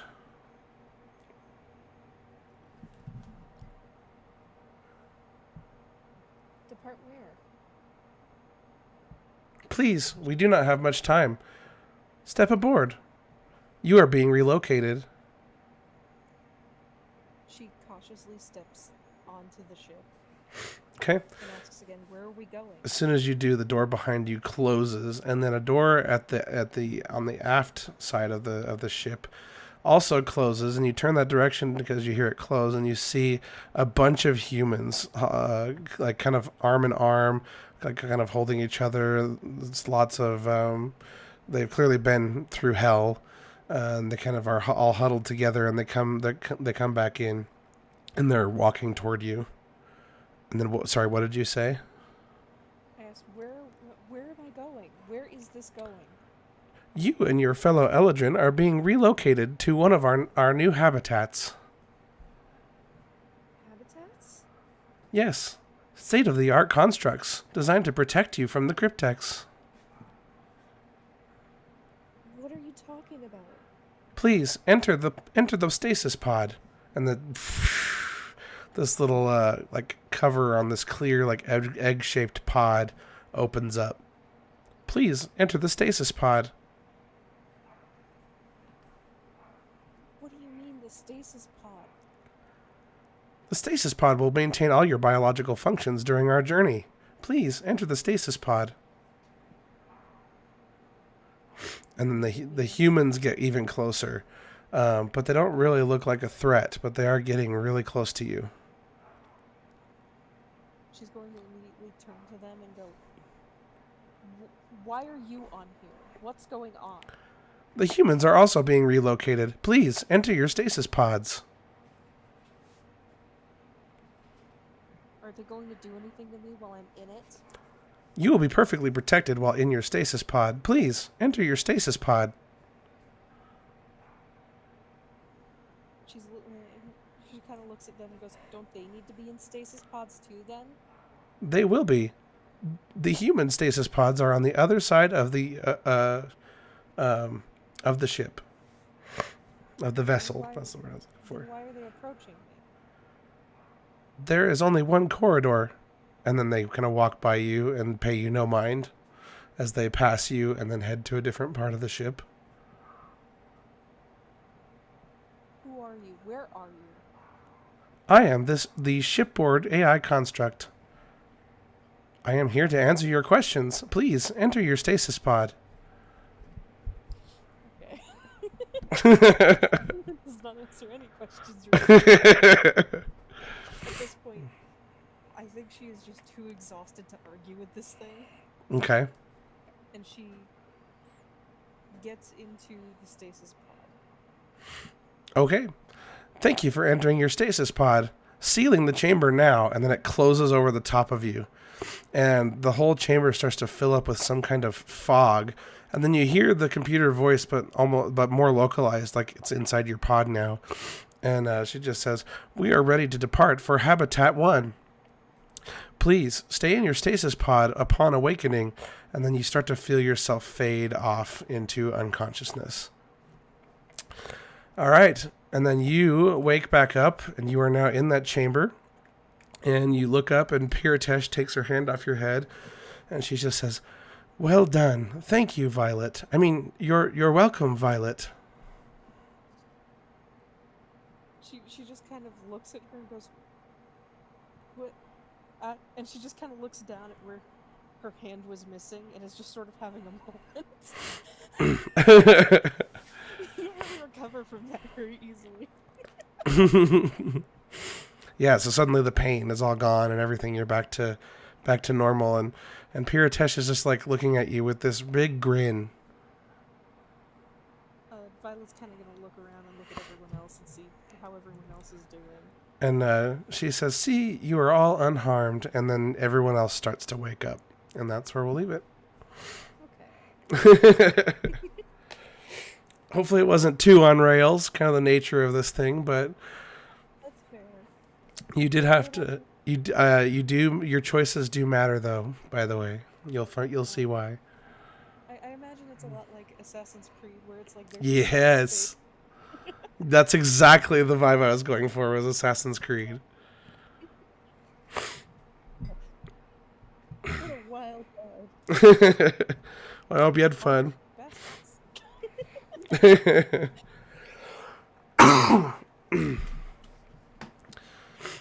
But yeah, I've made sure that everyone has like some key things that they can affect and stuff, even though, it's a memory. So ultimately, at least a set of outcomes has to happen. One of a set of outcomes. But overall, you had more freedom than maybe you realized. Yeah. Well, cool. I'm gonna prepare for PJs, but yeah, I think we're gonna do a session next Saturday, and then also we'll pick it up on Wednesday. Again, try to remind Jay to make sure he has FGU installed, so we don't have to wait for that. Yeah. And then feel free to uninstall the old one because I'm not using it anymore. Yeah. I'll make sure. Sounds good. Oh, that was wild. I thought it would be fun. Reveal a little bit of history for you guys. I can't wait for the next session. I know it'll be like a week away, but like, I know, I can't wait for everyone to start comparing all their stories. It'll be fun. Alright. All right, have a good night. You too. Thanks. Bye. See ya.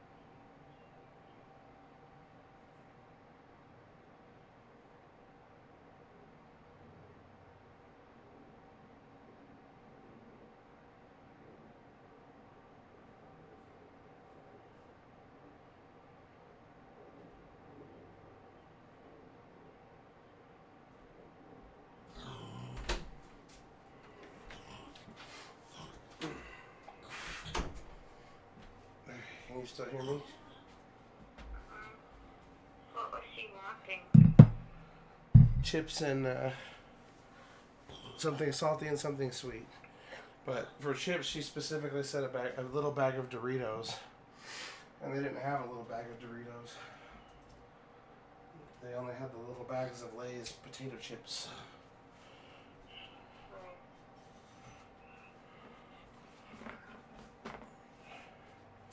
So I got her sour cream and onion.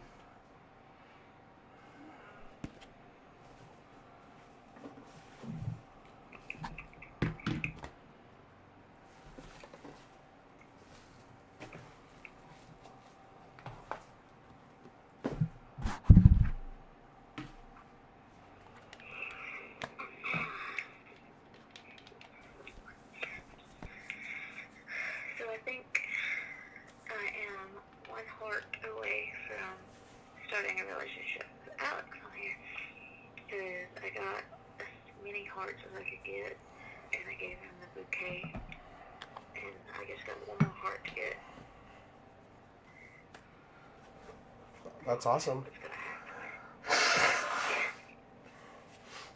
happen? Well done.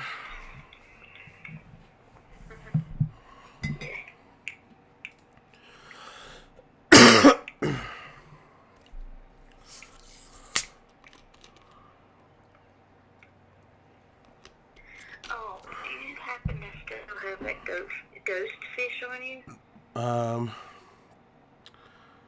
I think so, yes.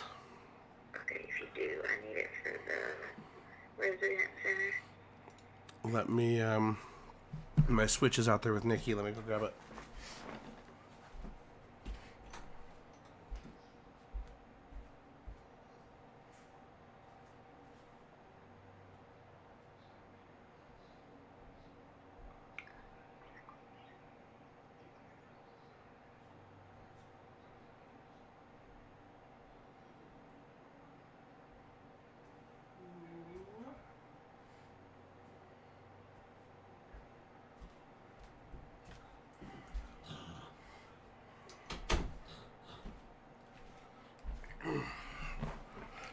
Okay, I got my Switch.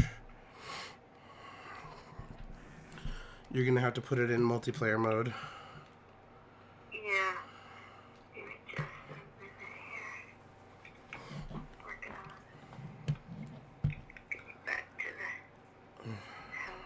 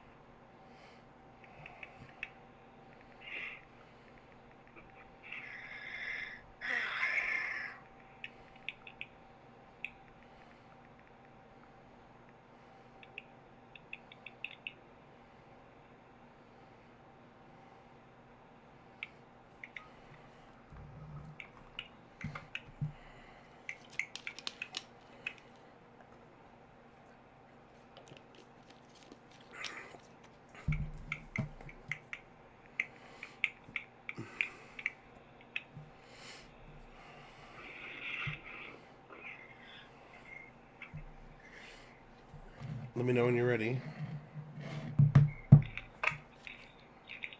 Okay, it's ready.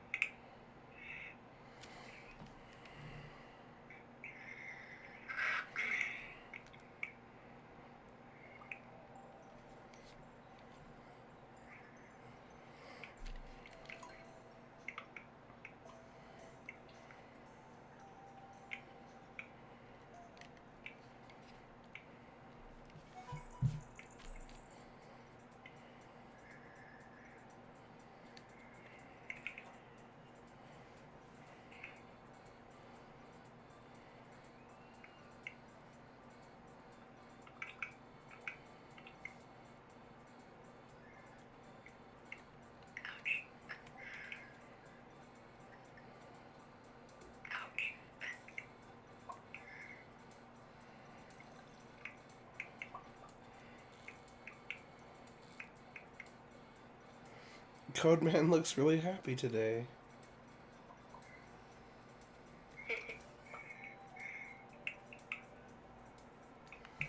Oh shit, I don't have it on me. You don't have it on you. Oh, you know what? I think I got it before I died and we reset. Oh shit. Dang. Okay. Yeah, sorry. I thought for sure I had it on me. That's all good.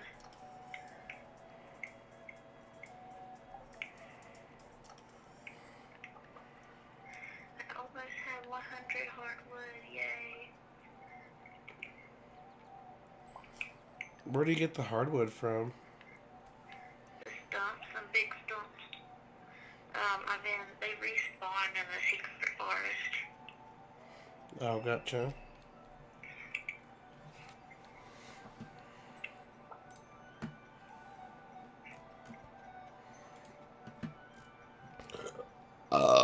Excuse me.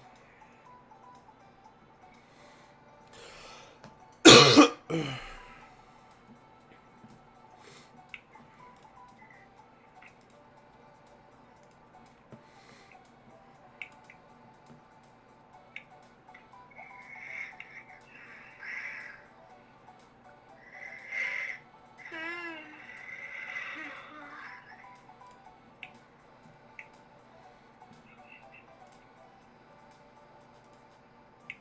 need to get more iron. I need five iron bars to make the stables for the horse. Wait a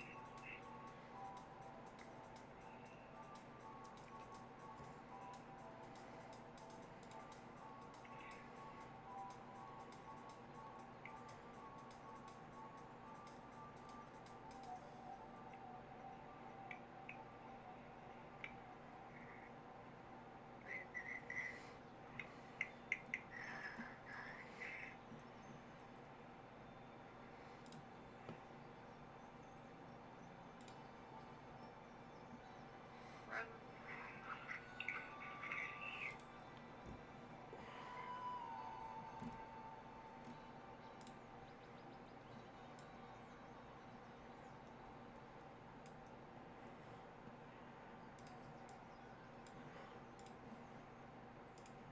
Um,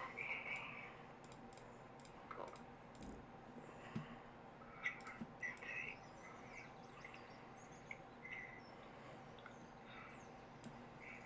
Ow, shit. I just hit myself in the head. How'd you do that? How did you accomplish that? I tilted. I have the switch in one hand, and in my left hand, and I'm laying down on my left side, and I tilted the switch up to my phone, and it went right in my head. I heard it. Towards me. You heard it? Uh-huh. Oh, jeez. That's so funny. Alright. So apparently there's only 4 scrolls, and we have them all now.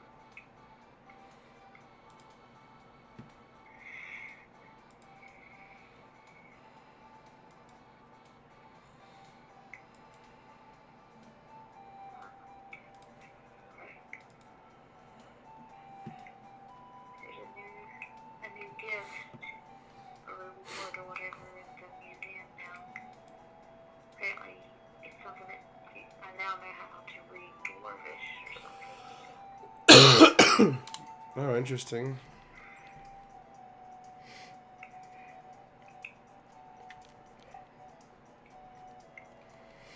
Well, I wish I could keep playing, but I gotta get ready for PJ's game. Okay.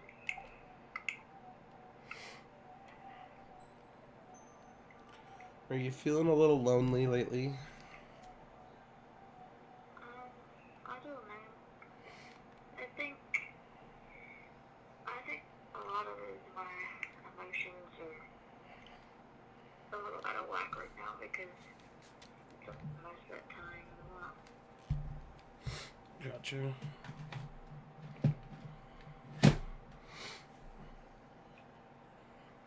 I understand.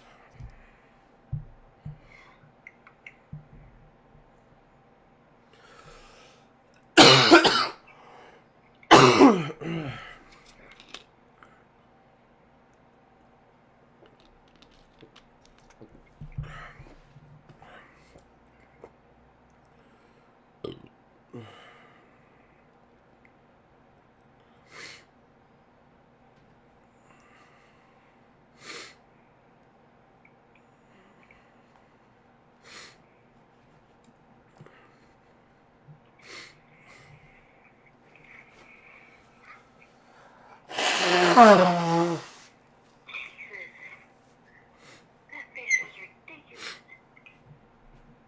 Probably a puffer fish.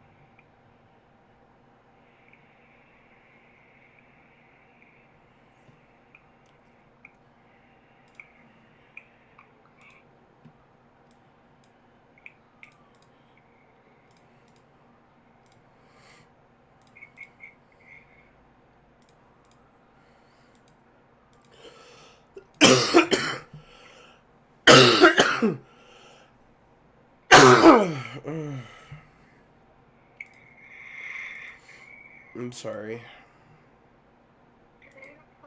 What are you sorry for? Because I know it's annoying. It's fine.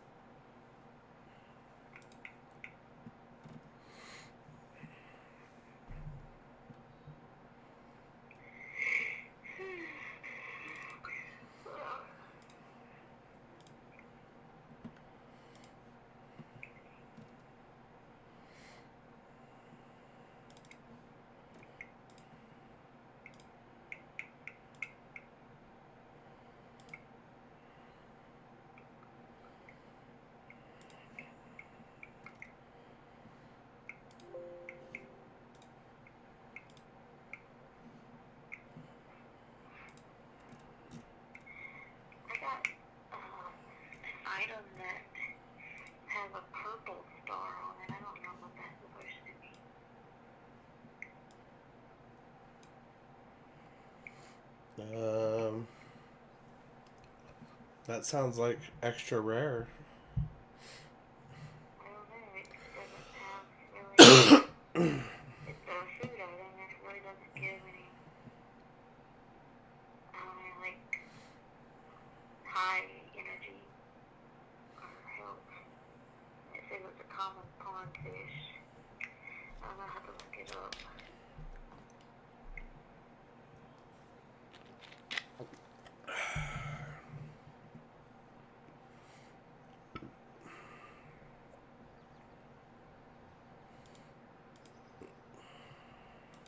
Shit.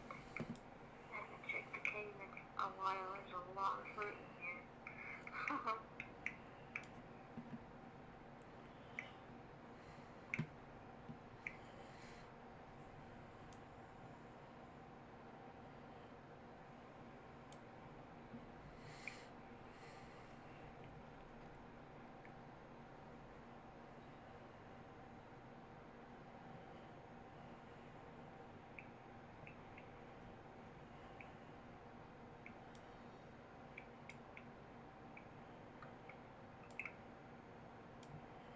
lot of my recycled trash is giving me refined quartz.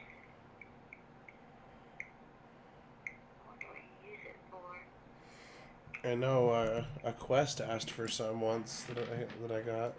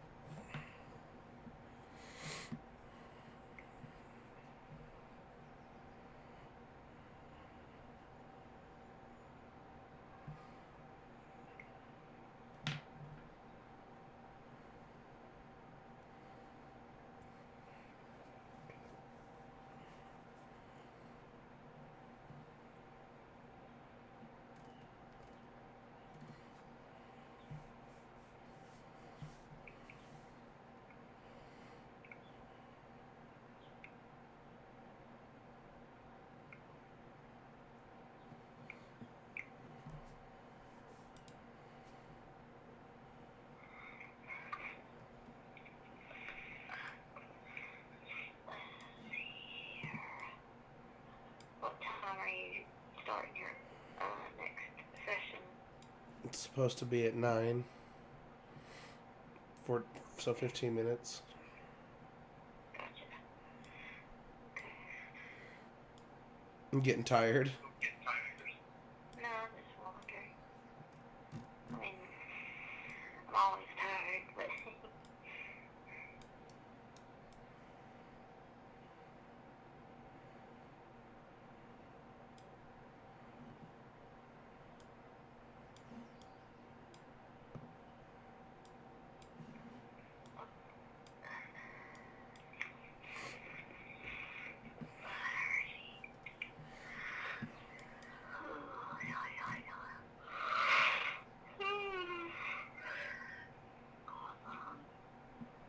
everything I've sold was worth 2,199 gold.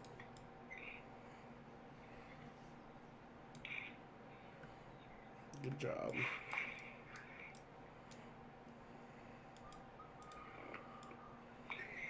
Ouch, my elbow.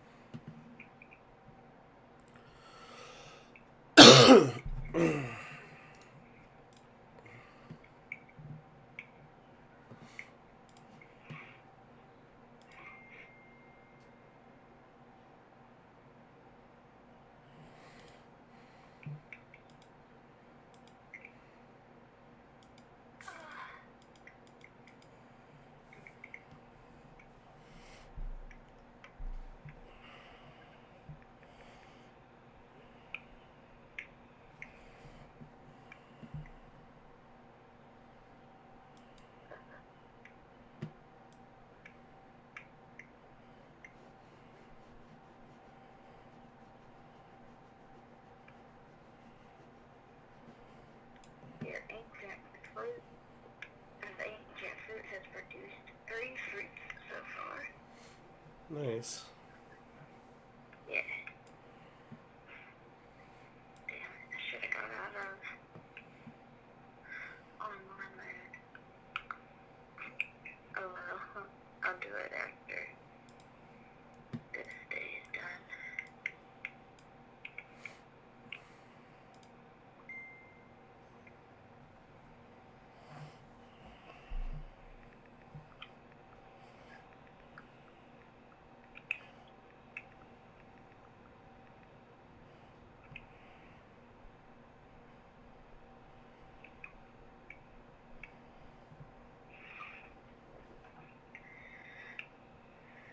wonder if at some point we'll be able to make or get something that'll shine brighter in the mines than a torch.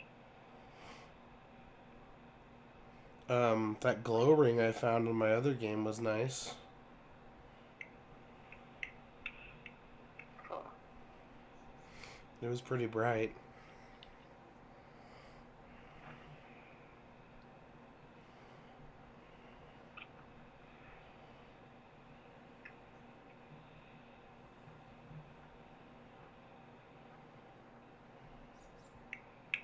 I swear, now that I want to find trash, I'm not hardly getting any.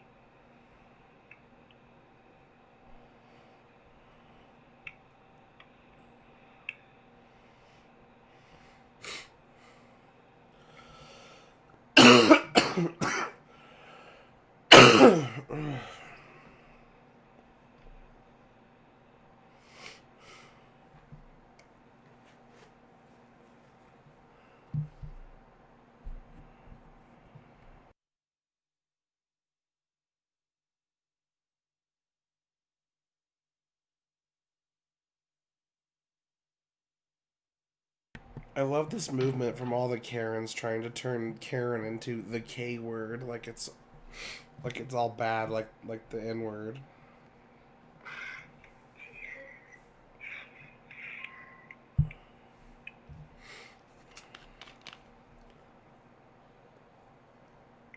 Oh my goodness, that's awesome. So, I checked the fortune teller thing on the TV, and it said that things are like very, very happy or whatever. Uh-huh. And that's usually when you'll have good fortune in the mines. Sure enough, I've come to level 41, and there was 8 iron rocks or things or whatever. Right Nice. as soon as I got down here. Yeah. Awesome sauce.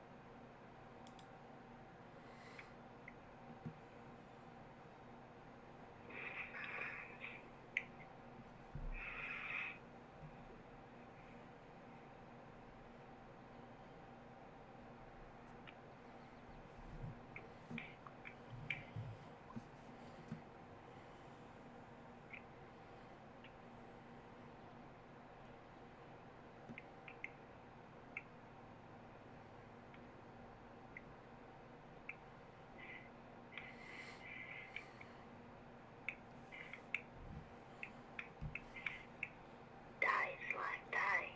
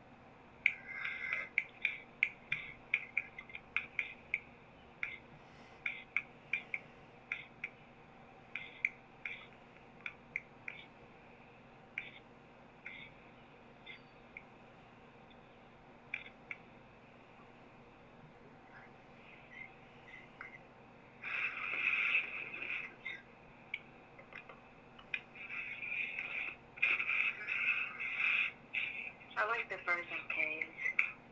They're like never dark. Yeah, they're cool.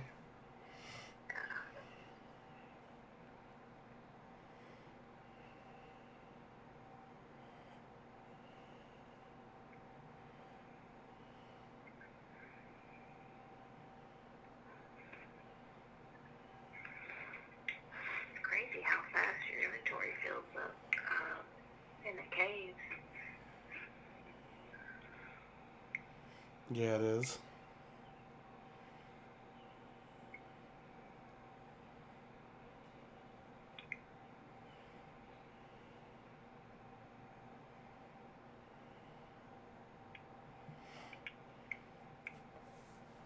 I would just moms of Instagram. I would just like to thank the person who told my daughter that when she lies, her eyes turn a different color. Now she squeezes her eyes shut every time she tells a lie, and my job just became a whole lot easier. That's great.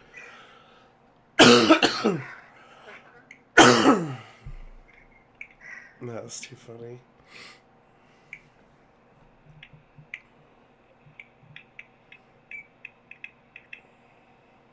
Oh, goodness.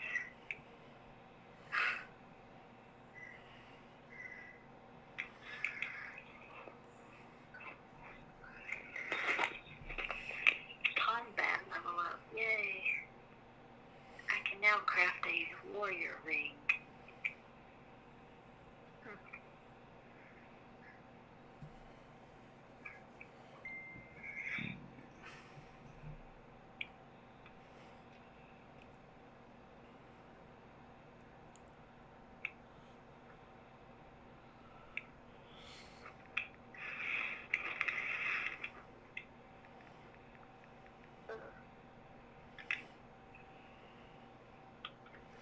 Luck's not on my side today, so I will not be going into the mine.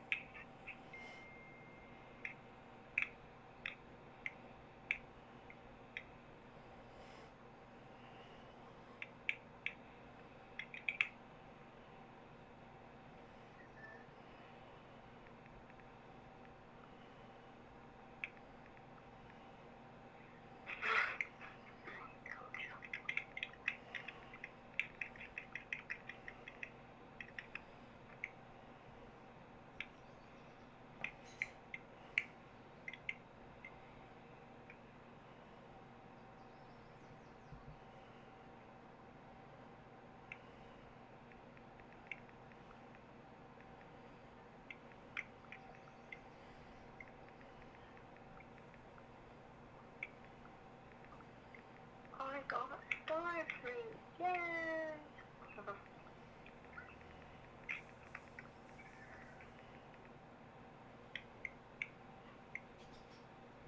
Ooh, he's alive. Energy.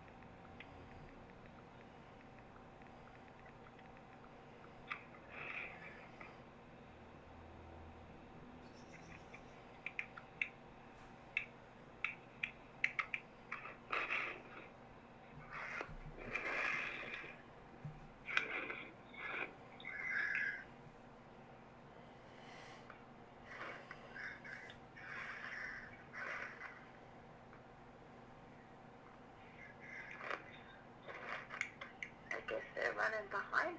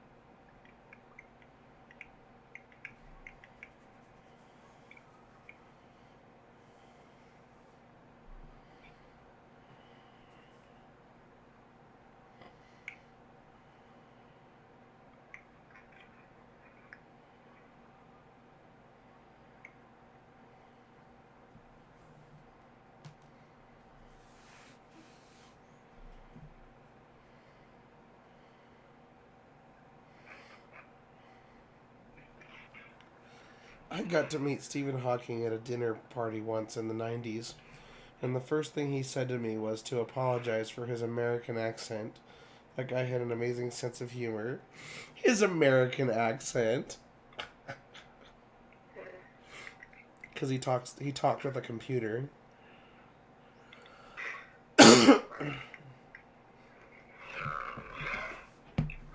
I apologize for my American accent.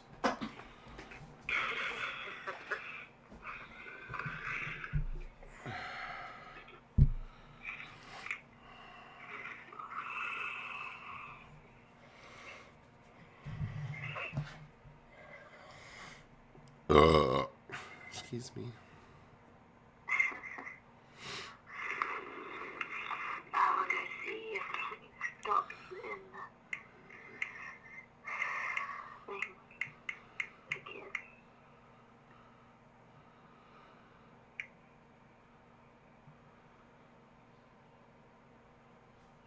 I'm almost at 100. I'm almost got everything I need. Yay! There's some in here.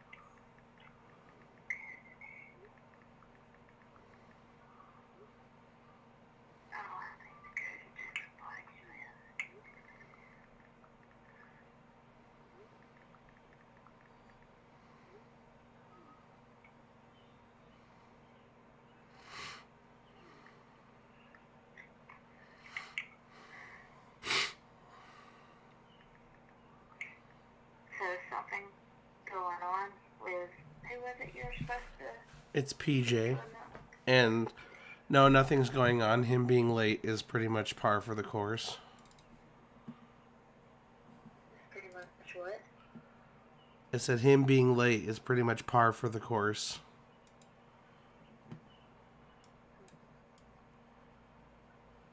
What exactly does that mean? I don't understand.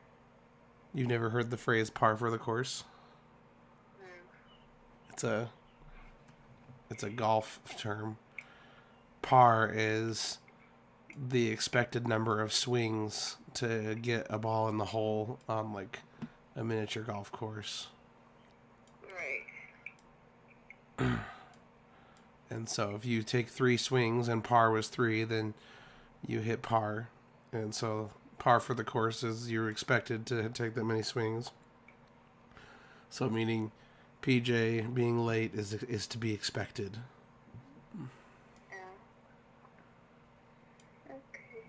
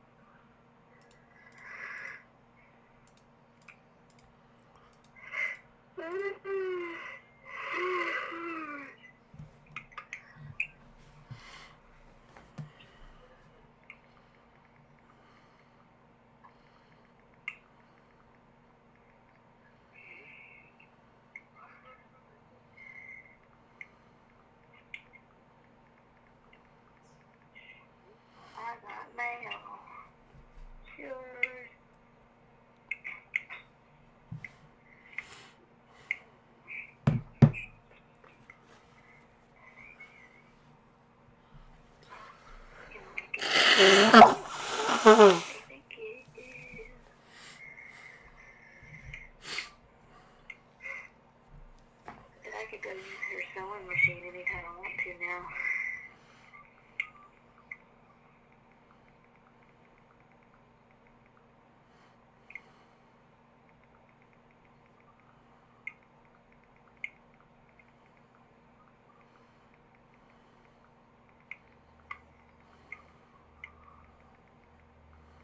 Tomato, tomato.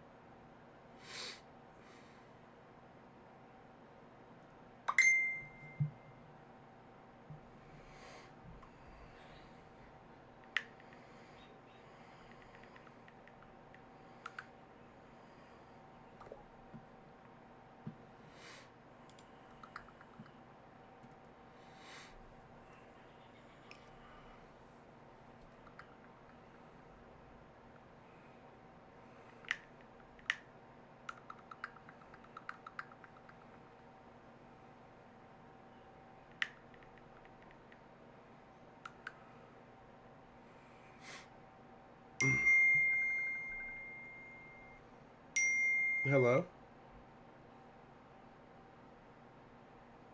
Can you hear me? Hello? Test, test.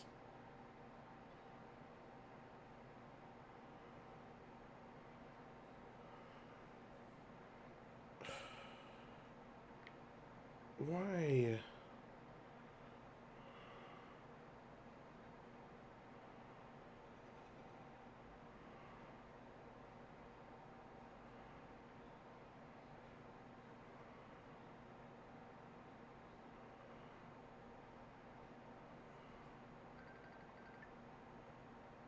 Can you hear me now? Yes, I don't know why I couldn't hear you there for a second. I couldn't hear you either. What's going on? Hold on one second.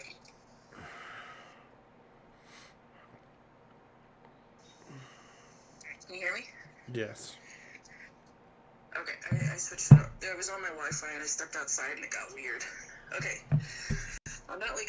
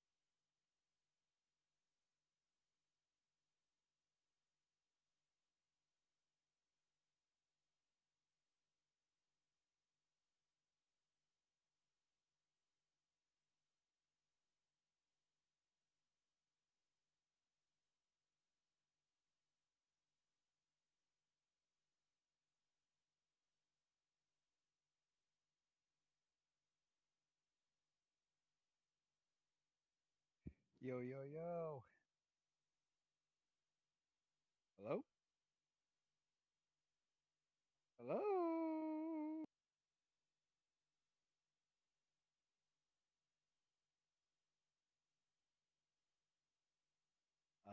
Chef?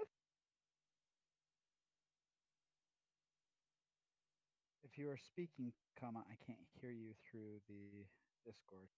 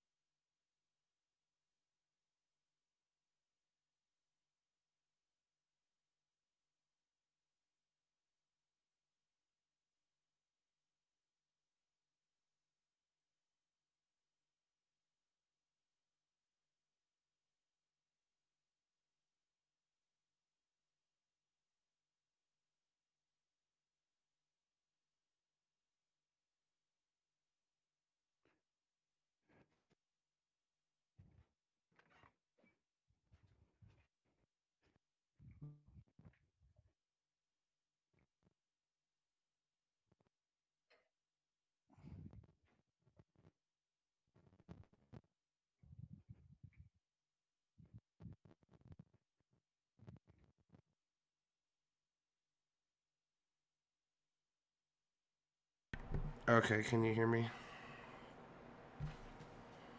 Hello?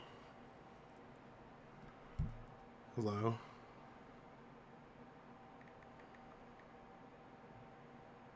Hello?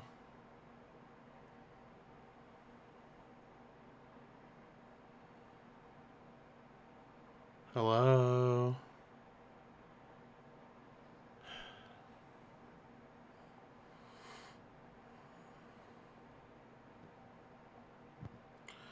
Hello? Hello? Hello? Hello? Hello? What's up? Can you hear me? Now I hear you. Awesome. Whew. Difficulty tonight was legendary. Well, if we just need to postpone, man, it's fine. No, no, no, I'm good now. Like, I'm 100%. My boys are in bed and I'm good to go. All I'm saying is the journey to get here was hard as shit. My oldest was, I say my oldest, you know who Nick is. Nick was just despondent tonight. Like, he was No so what? sad about anything and everything. I'm sorry. Oh, it's okay. Like, I got through it. It was just, like, I don't say this to make you say, oh, you know, for you. I say it to explain why it took that extra time. I get it. I'm already tired, and my voice is faring worse than I thought. So, I apologize for the raspy voice. Oh, no apologies needed. I am. But Um, I'm gonna do a puff here real fast and see if that perks me up. puff. Yeah, puff puff. Never heard it called that. Like I think I know what you're talking about, but just never heard it called a hit. Never heard anybody call it a puff. Really? You never even heard like Puff the Magic Dragon or anything like Oh, that? that I've heard. That's where it comes Puff from. dragons. And in the context, you what do you mean? Are you just gonna smoke a bowl, a joint, Yeah, a like bowl. a single? A bowl. I just loaded it. I'm about to hit it. Nice. I'm jealous. Not terribly so though. I'll tell you what. I'm so partaking of my uncle's this year on the lake.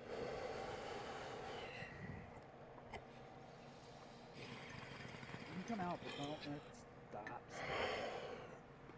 Do you get tested anymore? No. I've never been tested a day in my life. I bet half the attorneys at work do it. I thought maybe it was you who told me you got test. You can't do it because you get tested for it, but maybe it was Code Man. It would make sense if it would be code mad.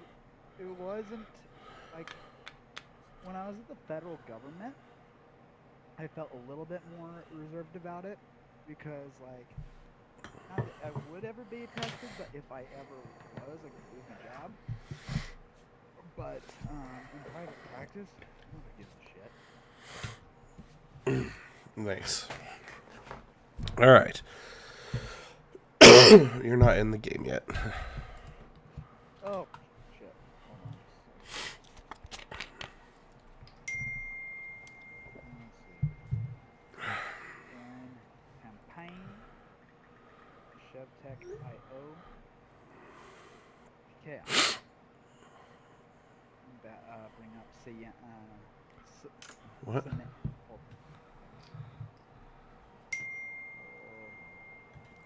Where is my... Are you looking in the characters to choose from? It's still acquiring the file list. Oh. Oh, you don't need that beyond sheet after anymore. You can't control it anyway. Oh, yeah. I like having my Beyond Sheets. Like, Well, you can have it. It's just you can't modify it. Gotcha. I always have Audubon's Beyond Sheet pulled up as well. I love how many different ways your phone says Audubon when you're voice to texting me. Oh my gosh, I know. Audubon. Audubon, Audubon, like a whole bunch of different different proper nouns. I'm pulled up Fantasy Grounds. I've got the logo coming up, so in just 1 second I should be able to click. It says PGD connected. Usually that means you're close.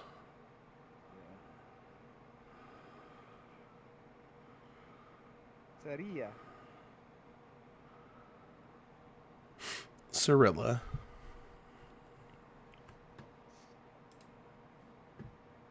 Oh, okay. I was imagining her with like a Spanish accent.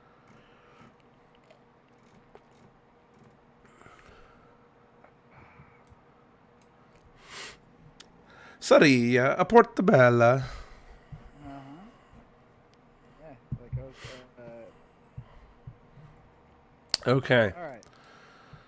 Alright. Oh, shit. I just realized I've been streaming this whole fucking time. Oh. Whoops. Yeah. I guess I don't need to restart the stream.